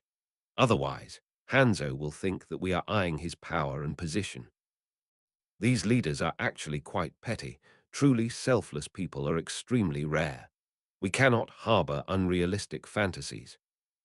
Oh, oh, okay. I never knew it could be done like that. Bravo. As Yahiko and the other two listened to Uka Shin's words, they initially sat casually, but the more they listened, the more they found them to make sense, nodding and exclaiming in amazement. By the time Uka Shin finished speaking, the three of them were already sitting upright. Uka Shin's words seemed to open up a new world, connecting the facts with logic to form a complete solution. Whether this plan is perfect or will bring good results, Yahiko is unsure. It will require time to verify. But Yahiko knew he couldn't come up with a better solution. This is what Yahiko imagined the meeting to be like. Both sides with their troops stood facing each other.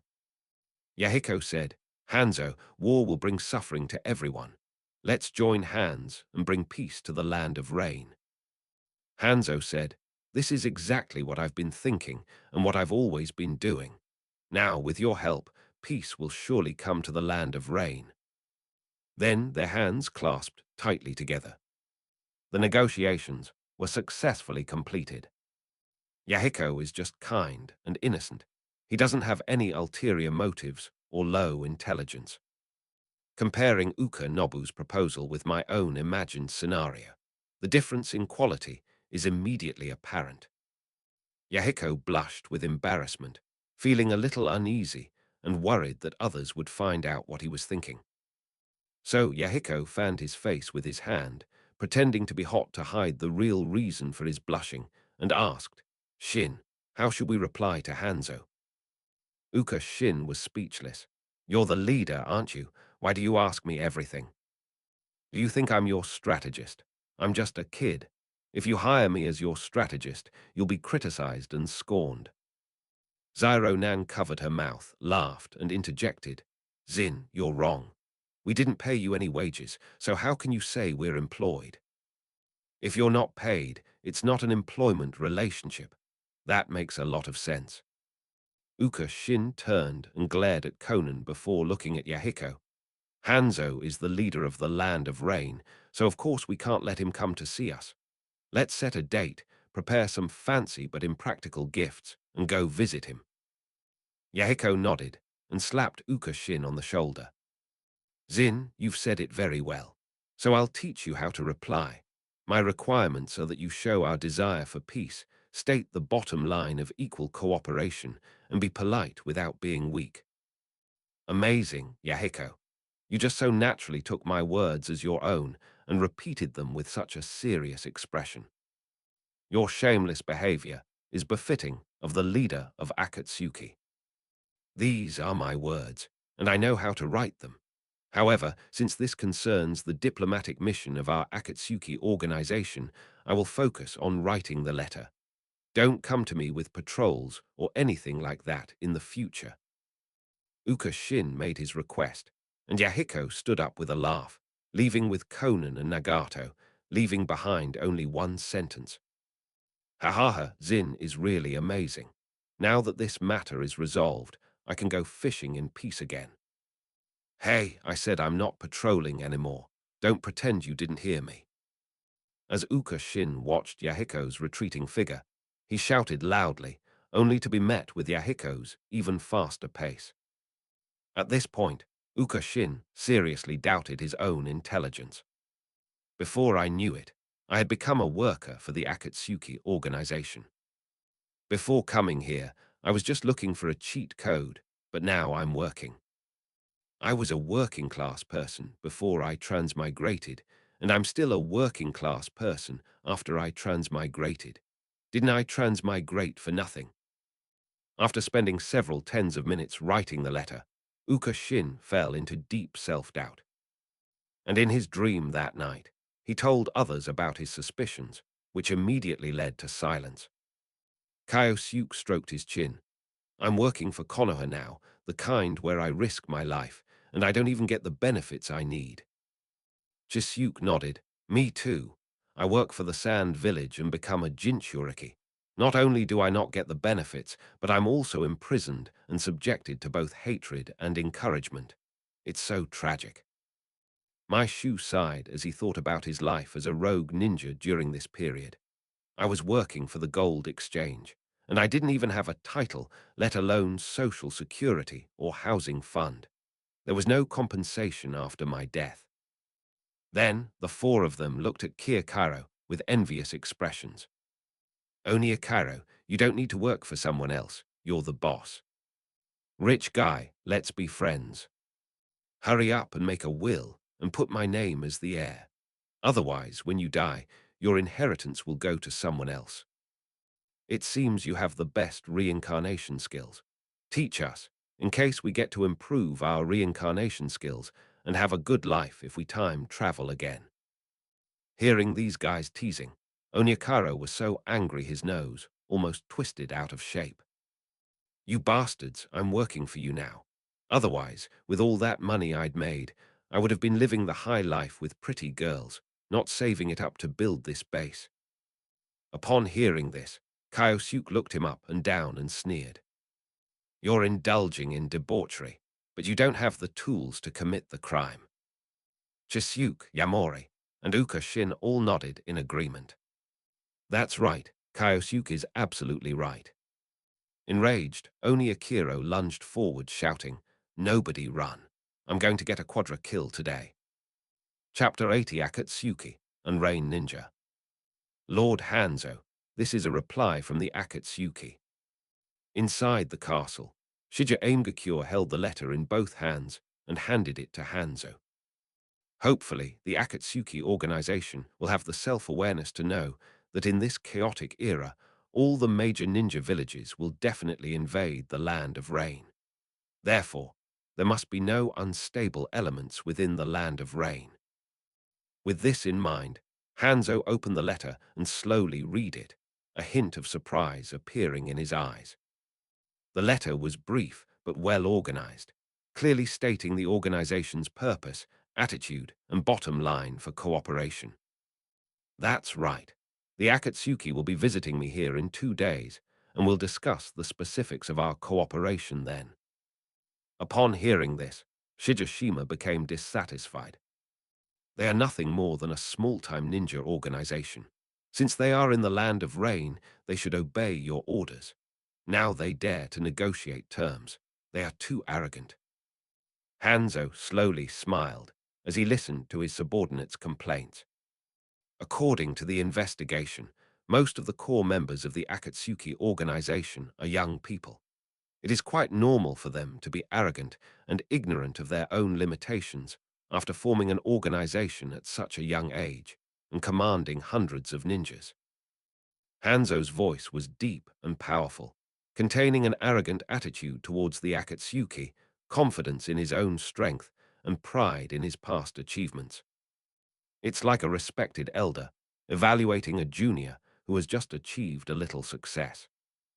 Once they arrive, they will realize the difference in strength, their minds will clear, and they will take their rightful place. Shijashima lowered his head. Lord Hanzo, I know what to do. Within the Akatsuki organization, everyone was discussing who should meet with Hanzo. Uka Shin decisively said, negotiation is a contest of strength. We must bring everyone with us. We absolutely cannot lose in terms of morale. Kyusyuk was very wary of Uka Shin. He would always think the worst of Uka Shin's words and quickly found his flaws. The village needs protection. Otherwise, if it is attacked, the villagers will suffer heavy casualties. The villagers here gradually gathered together due to various upheavals, totaling more than 400 people, and provided the Akatsuki with a lot of living supplies. Yahiko, who valued the safety of the villagers, nodded immediately. That's right, Zin. Let's save some of our strength. We sweep through the surrounding area every day, and the rogue ninjas, mountain bandits, and outlaws have almost disappeared. Where is the danger? The only ones who can pose a danger are the rain ninja. If the rain ninjas attack, those left behind won't be able to hold them off. Moreover, this is the first contact between the two sides, and the rain ninja wouldn't just raid the base right away. Of course, Uka Nobu knew Yahiko's personality. Yahiko wouldn't listen to such overly rational words, so he didn't say anything. Since someone stayed behind, who was that person? Uka Shin immediately raised his hand and said in a fearless tone, protecting innocent villagers is such a serious matter, and I am willing to shoulder such a heavy responsibility. It would be so much better to stay here. It's safe, and I can practice my spirituality there. Yahiko nodded with satisfaction upon hearing Uka Shin's words. Very well, since Shin wants to come with me, then I will take you along with Nagato, Konan, and Obatsu to see Hanzo. Kyusyuk, Ryutaro, and Haijuki, you stay here to defend. Yahiko also realized that Kyusyuk and Uka Shin didn't get along, so he wanted to separate them. Uka has a lot of insight and can offer advice if you keep him by your side. Hey, what's wrong with your hearing? I said I want to stay, I don't want to go. Uka Nobu was very dissatisfied, as was Kyusyuk, because they could no longer monitor Uka Nobu. Yahiko completely ignored this. After spending so much time together, Yahiko has realized that although Uka Shin is prone to complaining, he will definitely complete his mission. Yahiko then found a way to deal with Uka Shin, ignore Uka Shin's words, and directly assign him work. Under Uka Shin's unconscious and passive guidance, Yahiko gradually mastered the knack of being a boss. After 2 days of preparation, the appointed date arrived. Oh, the sky is gloomy and the rain is pouring down. What a good day to travel. Uka Shin, wearing a straw raincoat, raised his right hand slightly and gave a sarcastic comment about the weather. Masao handed the sword to Uka Shin and asked expectantly, Brother Shin, can you take me with you? Uka Shinobu jokingly refused. No, if you go too, I won't be the youngest anymore. Don't be silly then. Take good care of Kani, and I'll bring you gifts. At that moment, Nagato and the others passed by the door and looked at Uka Shin. Let's get going. Understood. After securing his short sword, Uka Shin joined the group, leaving Masao and Kani behind. Led by Yahiko, 70 ninjas hurried along in the rain. In the group, Uka Shin looked at everyone's black combat suits and wondered when he would make the black and red cloud-patterned outfits, since those clothes looked really cool. However, given our current limited strength, it's best to keep a low profile and wait until we control the land of Rain before making our move. Rain Village is filled with towering steel buildings and a network of drainage pipes, giving it a punk-style feel. After communicating with the Rain Ninja guards, the Akatsuki were led to a plaza outside a palace. Hanzo of the Salamander stood on the palace balcony, looking down at the Akatsuki members.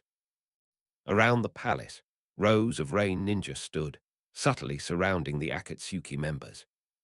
Upon seeing this, Uka Shin frowned, clearly displeased. This masked guy is trying to intimidate us. Although, as a demigod and the ruler of the land of rain, Hanzo has the strength and qualifications to look down on everyone.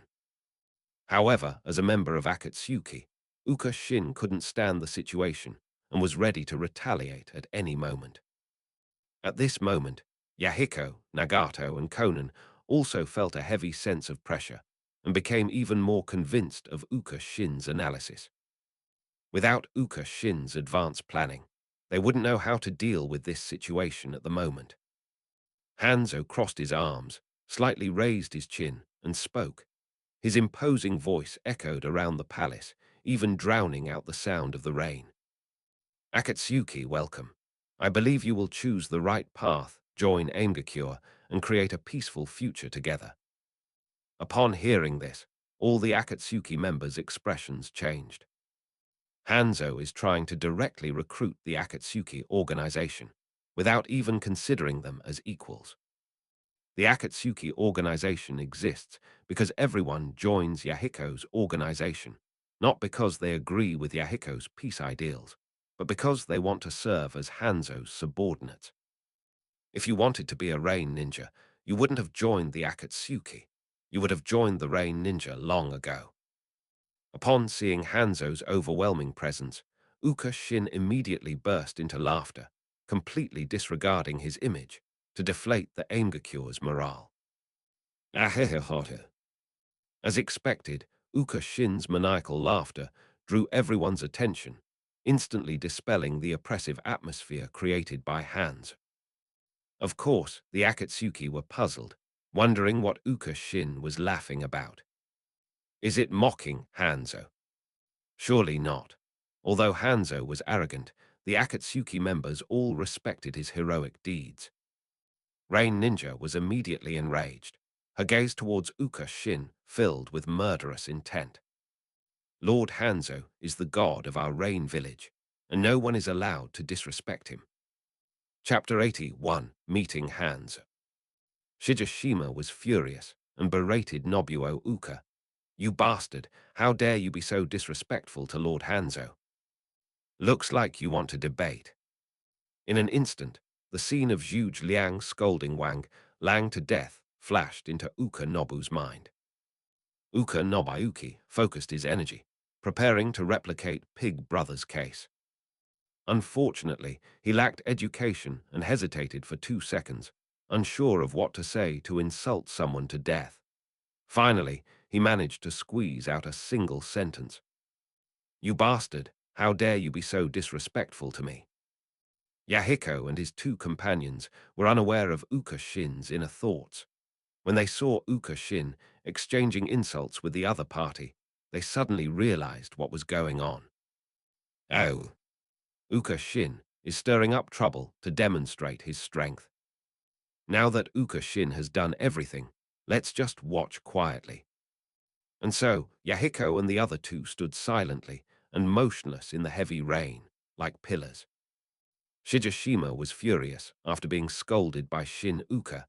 He pulled out a kunai and threatened him directly. I'll give you a chance because you're young and ignorant. Kneel down and apologize, or I'll kill you. Uka Shin retorted sharply, drawing a short sword from his back and forcing a fake smile onto his face. Oh, so Rain Ninjas are ranked by age. No wonder you're so weak, but you seem to have a pretty high status.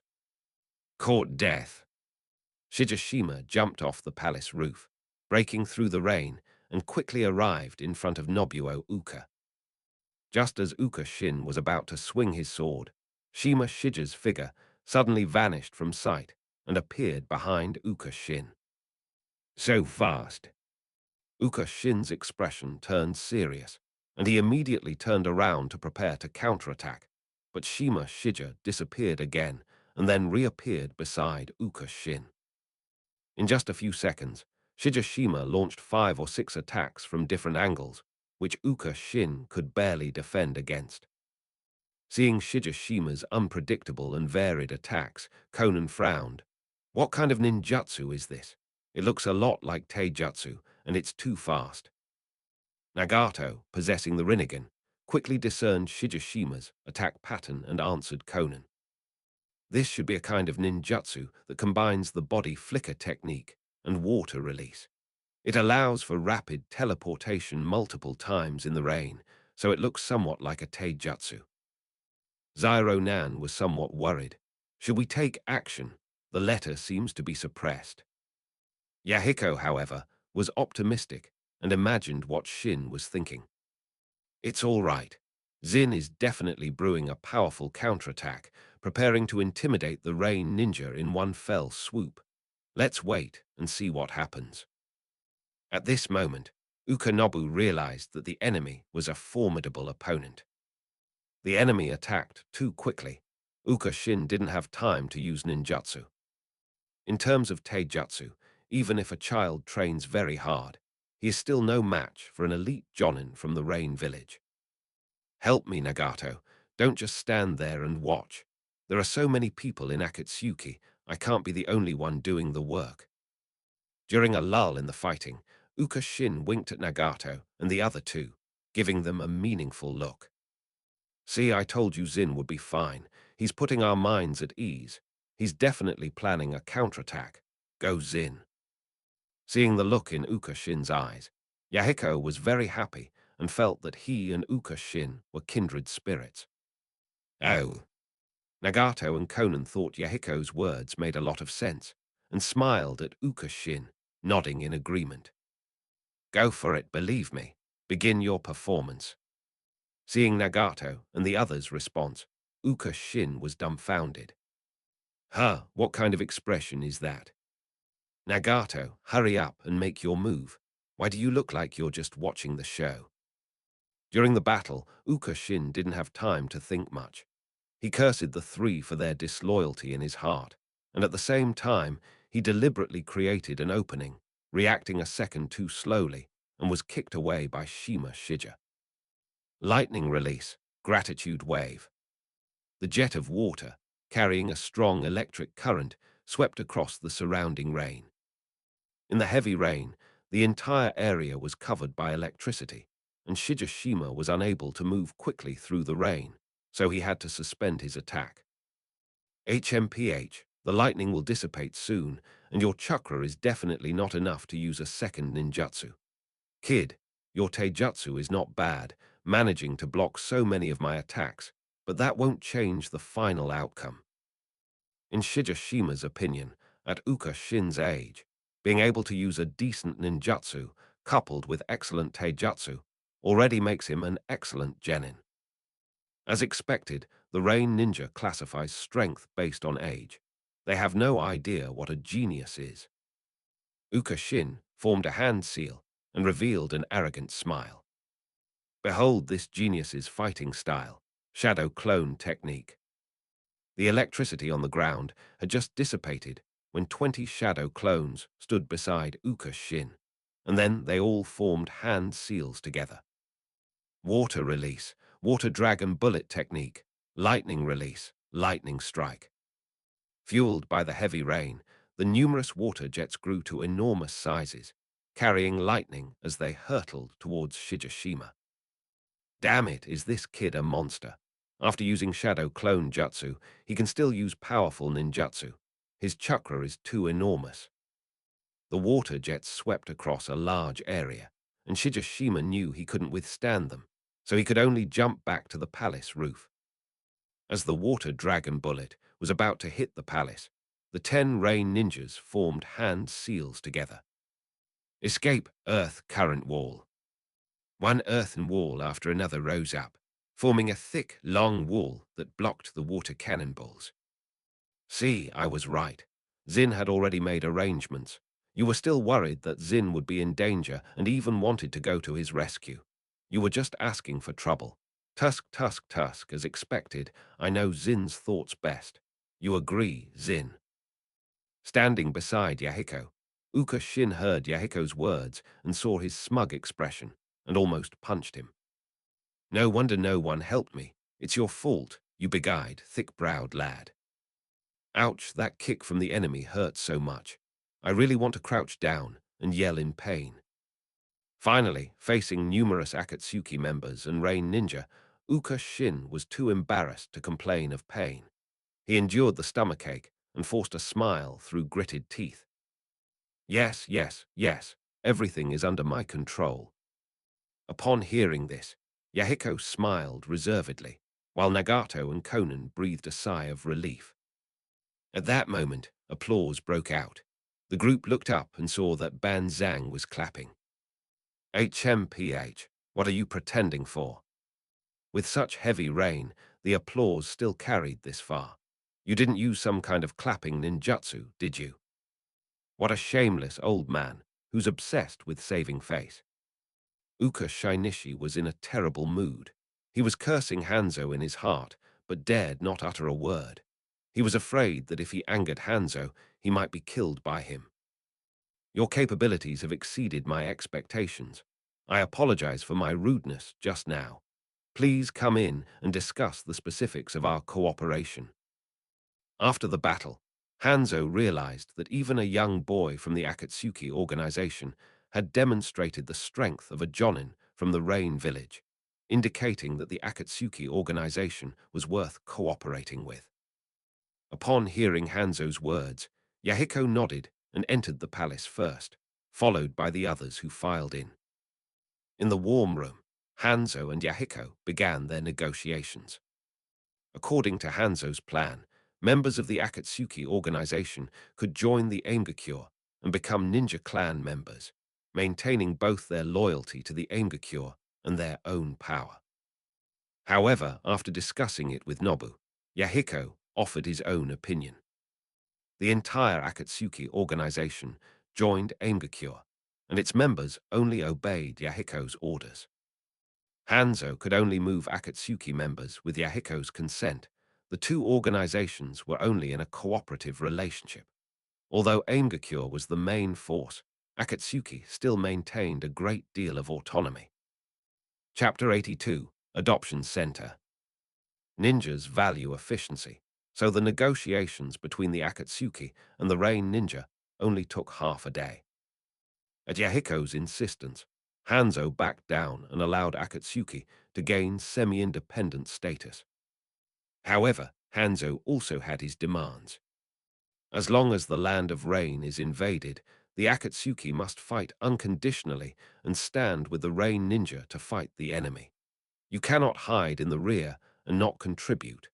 This is the basis of cooperation and your value. Although Shin was worried that Hanzo would deliberately weaken the Akatsuki, he couldn't find a suitable excuse to refuse, so Yahiko agreed. After the negotiations ended and the Akatsuki left, Hanzo stood at the palace window, watching Yahiko and the others disappear into the rain. Lord Hanzo, they've gone too far. We shouldn't back down. Hearing Shijishima's complaints, Hanzo laughed helplessly. The strength of the great ninja village is too great. It will be difficult for us to resist on our own. We need to unite more forces. This is something we must do. At this point, Hanzo paused, then confidently said, As for how to deal with the Akatsuki after the threat has lessened, that's another matter. They won't escape my grasp. Shijishima understood the meaning behind Hanzo's words and said with conviction, Your Excellency is wise. Back in Maple Leaf Canyon, all members of the Akatsuki wore Rain Ninja headbands and officially became Rain Ninja. Masao, this is a long sword for you. It cost me a lot of money. Also, this is a set of steel building blocks for Kani. She can play with them for a long time. Uka Shin returned home and brought out two gifts. Masao was overjoyed, looking at the long sword from left to right, reluctant to put it down. Canny picked up the building blocks in front of her and threw them against the wall with a loud, metallic sound. Canny clapped her hands and laughed foolishly, then picked up another building block and started smashing it around. Uka Shin looked at the small dent in the wall, gasped, picked up Canny, and exclaimed exaggeratedly, "Her kung fu is amazing. The responsibility of maintaining world peace in the future is now in your hands." Hey, hey, hey. The female knight Canny was so happy that snot bubbled from her nose and dripped onto Uka Shin's clothes. Uka Shin was filled with laughter, while Kyusuk secretly summoned Daibatsu to inquire about the details of his meeting with Aimgakure. The Buddha explained in detail and finally said, "Kyusuk, Shin has offered many useful suggestions. You don't need to doubt him so much." Kyusuk, however, remained resolute. "The leader is too kind. We must be wary of bad people for him. He's fine this time, but his true purpose will be exposed sooner or later. We absolutely cannot let our guard down." To this, the Buddha could only say, "If you doubt Zin, I can't stop you. However, you cannot do anything to harm the organization in order to deal with Zin, or I will absolutely not forgive you." Kyusuk laughed. "I'm doing this for the good of the organization. Why are you treating me like a bad guy? Don't worry, I'm just keeping an eye on Zin. As long as he doesn't betray the organization, I won't take any action." The Buddha nodded. "That's best." Rain Village has temporarily calmed down, and Uka Shin continues his training, killing, nurturing Masao, and focusing on Nagato's development of the Rinnegan. Kyosuke and Chisuke are injured and resting, Yamori is traveling everywhere, and Uka Shin only knows how to fawn over Nagato. Only I, the big guy, am the most tired. When Kiyokaro woke up in the morning, he thought about the latest news that everyone was exchanging in his dream, and felt that he was too busy and out of place with them. "Young master, this is the orphanage." After the meal, Kiyokaro, led by Mikuri Tomokazu, arrived at a town, found an underground market, and met the head of the adoption agency. "Young master, which children do you need? We have everything here." The person in charge was a little old man with a small moustache. He led Kiyokaro to the VIP room and boasted about his abilities. After Kiyokaro sat down, he said directly, "I am a kind-hearted person, so I want to adopt a few orphans around 6 or 7 years old and in good health." "No problem. During this period, the Moon Kingdom was embroiled in war and many towns were destroyed. We have found a large number of orphans, and you can take your time to choose." Hearing the other person's words, Onyakaro sneered inwardly. Did they find this orphan? If Uka Shin had been captured by the rogue ninja back then, you probably would have found him too. Kiyokaro didn't expose the person in charge's lie and followed them down to the underground, where they saw a group of ragged children. Judging from their thin bodies, the children were living a terrible life. But it was a miracle they were even alive in the war. It's hard to say whether they were lucky or unlucky. Uka Shin always praises Masao and Kani as geniuses and is often very proud of it. Kiyokaro also wants to find a few geniuses. However, looking at the many children with fearful expressions, Kiyokaro couldn't tell who had any talent. Or let Uka Shin borrow the Rinnegan again and use its power to observe their talents. But I've never heard of the Rinnegan being able to see talents. Standing at the door, Kiyokaro hesitated when he heard a timid voice. Are you here to adopt someone? Could you adopt Itakura Ko? He's sick and needs treatment." A little boy with a black birthmark on his face took a step forward and looked at Kiyokaro with hopeful eyes. When the adoption agency staff saw the boy speaking without permission, they were about to teach him a lesson, but the person in charge stopped them, and the surroundings became quiet. Yes, something interesting happened. Kiyokaro carefully examined the little boy, his gaze drawn to the birthmark on his face. The black birthmark on the right side of his face stretched from his forehead to his chin, resembling a grotesque grin of a ghost or a spreading vine. Add to that the child's wide forehead, thick lips, high cheekbones, and droopy eyes. And wow, he's exceptionally unattractive. Kirkairo adopted the air of a rich kid, arrogantly raising his head and speaking in a very unpleasant manner. You ugly thing, you almost scared me to death. That guy you mentioned, Itakura-ko, must be ugly too. I only want good-looking people. The little boy was called ugly and sadly lowered his head. But when he heard the rest, he felt there might be a turning point, so he immediately looked up and started to defend himself. No, no, Itakura-ko isn't ugly. He's very handsome. At this moment, the person in charge noticed that Kirkaro was interested and began to introduce the matter. This child is called Onafuji. Although he is ugly, he is physically strong and will be able to work hard as long as he is well fed. As for Itakura-ko, although he is often sick, he is indeed outstanding in appearance. The person in charge waved his hand, and his subordinates brought out the child who had challenged Kang Huang and placed him in front of Gui Akiro. Still remembering his persona, Oniakaro took 2 steps back, covered his mouth with a look of disgust, and said, "It's not some kind of infectious disease, is it?" The person in charge explained with a smile, "Of course not, otherwise I wouldn't have kept him. He's perfectly normal most of the time, but every month or two he'll suddenly wail in pain, get a fever, and then fall into a coma. He'll wake up after 2 or 3 days and return to normal without any after effects. In fact, if no one buys Bangkok in the next few days, the person in charge should dispose of it to avoid wasting food." Kiyokaro crouched down and couldn't help but glance at the handsome young man with his eyes closed. Wow, he's so handsome at such a young age. He'll be amazing when he grows up, a real menace to the nation. Chapter 83. Teaching is a high-risk profession. Kiyokaro bent down, placed his right hand on Itakura-ko's forehead, and suddenly his expression changed.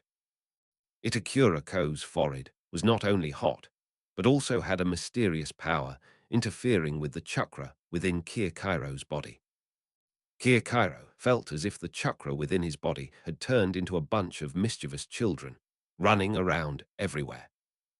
Although he wasn't at the point where he couldn't use ninjutsu, it still made Kiyokaro feel somewhat uncomfortable.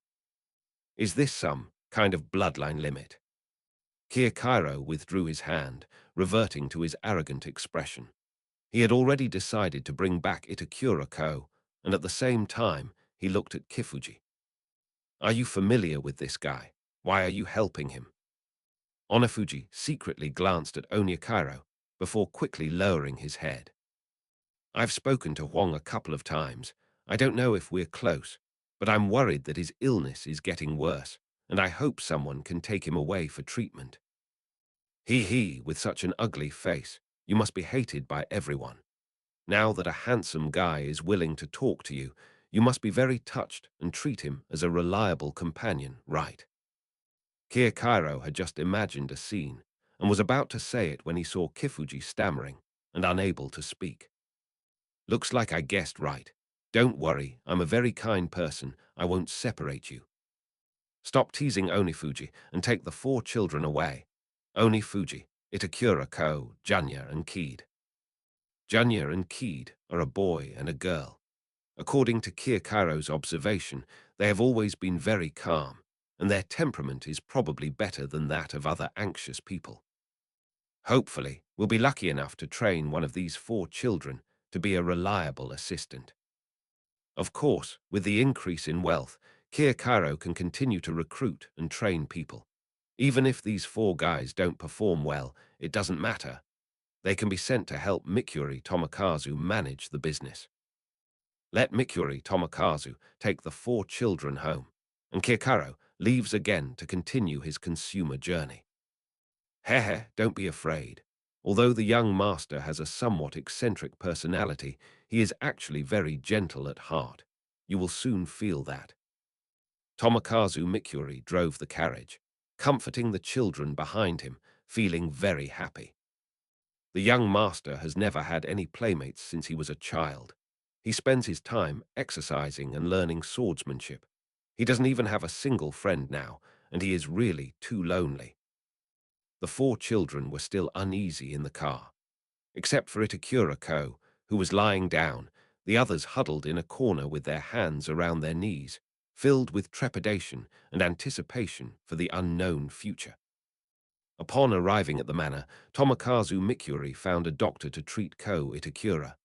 The other three washed up, changed their clothes, and had a sumptuous dinner. Feeling at ease, they drifted off to sleep. The next day, Oniakaro used his transformation jutsu to become the red-haired boy Sakuragi Hanamichi, then put his hands in his pockets and walked into a tall building, Higashino bookstore. Kiyakairo looked around. There were no books in the hall, but some ninja guards stood there, looking quite formidable. "What books would you like to buy, sir?" A staff member saw Kiyakairo and came over to ask him something. Kiyakairo asked, "I want some books related to medicine. Do you have any?" Kyosuke and Chisuke, although they had learned some medical knowledge, were not professional medical personnel after all. The knowledge they acquire is for battlefield first aid, not for conducting various research projects. Therefore, Kiyakaro had no choice but to buy books and study on his own. Hearing what Kiyakaro said, the staff member was even happier. Medical books are very expensive, and if he could sell them, he would get a higher commission. "Please follow me, guest."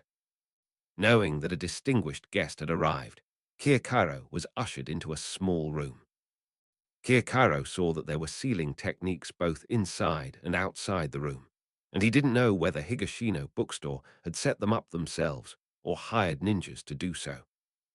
Inside the room, the staff brought out a catalogue of books, which was densely filled with hundreds of medical books. It covers a wide range of topics, including treatment of injuries and diseases, preparation of medicines, scientific research, introductions to medical equipment, and their usage. Aside from the secrets of each ninja village, it has everything. Seeing such a large quantity, Kiyakaro's eyelids twitched. "My goodness, I never thought I'd time-traveled. I still have to study hard and continue being a test-taker." One glance at the prices on the back of the books nearly made Kiyakaro's heart stop beating. Each one is more expensive than the last. They're ridiculously expensive. Indeed, knowledge is wealth. My teacher wasn't lying to me. Before coming here, Oniakaro thought he was a rich man, but when faced with this catalogue, he felt like a beggar. "I really want them all." Wiping away his drool, Kiyakaro could only choose what he needed most. "I want these books, Cell Extraction and Culture Techniques, Complete Guide to Cell Extraction Machines, Theoretical Research on Cell Variation, and Research on Human Cell Diseases. Just these four." Kiyakairo bought 4 books, spending all the money he had, but still asked the clerk, "Hey, do you have any ninjutsu books here?" The staff member knew that making a good profit from recording Oniakaro's voice would be lucrative, so he chuckled softly and said, "I'm sorry, we have an agreement with the Cloud Ninja that we can't sell ninjutsu books.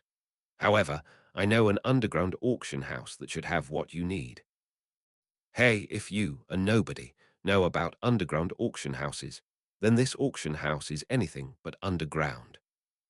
It's likely that this auction house is just a front for the bookstore owner, used specifically for shady business. There are countless rogue ninjas in the ninja world. As long as there is money to be made, most rogue ninjas will not care about the interests of the village. They will sell the village's information and ninjutsu for money without any guilt. Selling to other ninja villages is selling. Selling to merchants is also selling. Higashino Bookstore is so rich, it must have acquired a lot of good stuff. Of course, Kiyakaro is now penniless and can't buy anything at the auction house, so he has to go back to making money. "Sai, what's the next big thing? Ever since I made a fortune in the grain business, the feeling of slowly making money is just too painful." Back at the manor, Mikuri Tomokazu walked over cheerfully and told him about the 4 children's situation. Kiyakaro couldn't help but press his forehead. This is another troublesome matter. How to raise children, how to nurture them, how to ensure their loyalty. Kiyokaro has absolutely no experience with these things. Or, like in movies and TV shows, treat them cruelly, making them fight wild beasts and enemies from a young age. However, this is the method used by the main villain. The henchmen he cultivates are often lured away by the protagonist of justice, and they will betray him at the crucial moment. It doesn't seem very safe. How about learning from upright people? Let me think about who takes on apprentices. Uncle Nine, who catches zombies, but his two apprentices are useless. How about learning from Jiraiya? He himself was killed by his apprentices. Speaking of Jiraiya, it seems that being a teacher in the Naruto world is a high-risk profession. The third Hokage and Jiraiya are typical examples. They put in a lot of effort to teach one good disciple after another. That night, Oniakaro had a nightmare in which he dreamt of Onafu and three others who discovered his secret and purpose, and then attacked him. I'm sorry, Kiyokaro-sensei. The ninja world doesn't need a new Otsutsuki. We will always love you. The four traitors claimed to love Kiyokaro, but their actions were ruthless. They stabbed him 4 times, leaving 8 holes in his body, each cut fatal, turning Kiyokaro into a hedgehog. Chapter 84. Misato returns to Kirigakura. During the nonsensical time in the dream, Oniakaro poured out his troubles, but the others' reactions were very indifferent. Kyosuke offered a feigned consolation, saying, "You have to have faith, Oniakiro. You might not live to see them kill you. You'll be killed by someone else before they do." Upon hearing this, Oniakaro nearly died of anger and roared in fury. "Thank you for your comfort. You're so good at comforting people." Chisuke also laughed and said, "You can learn from Madara and place restrictions inside their bodies. If they dare to rebel, just kill them." Kiyokaro said irritably, "Even if Madara did that, Obito still found a way to break the seal. These villains' tricks always fail. Maybe that's one of the rules of the Naruto world. It's better to be cautious. Besides, I don't know how at all." My shoe chuckled lightly. "Whoever you think is unreliable, I'll take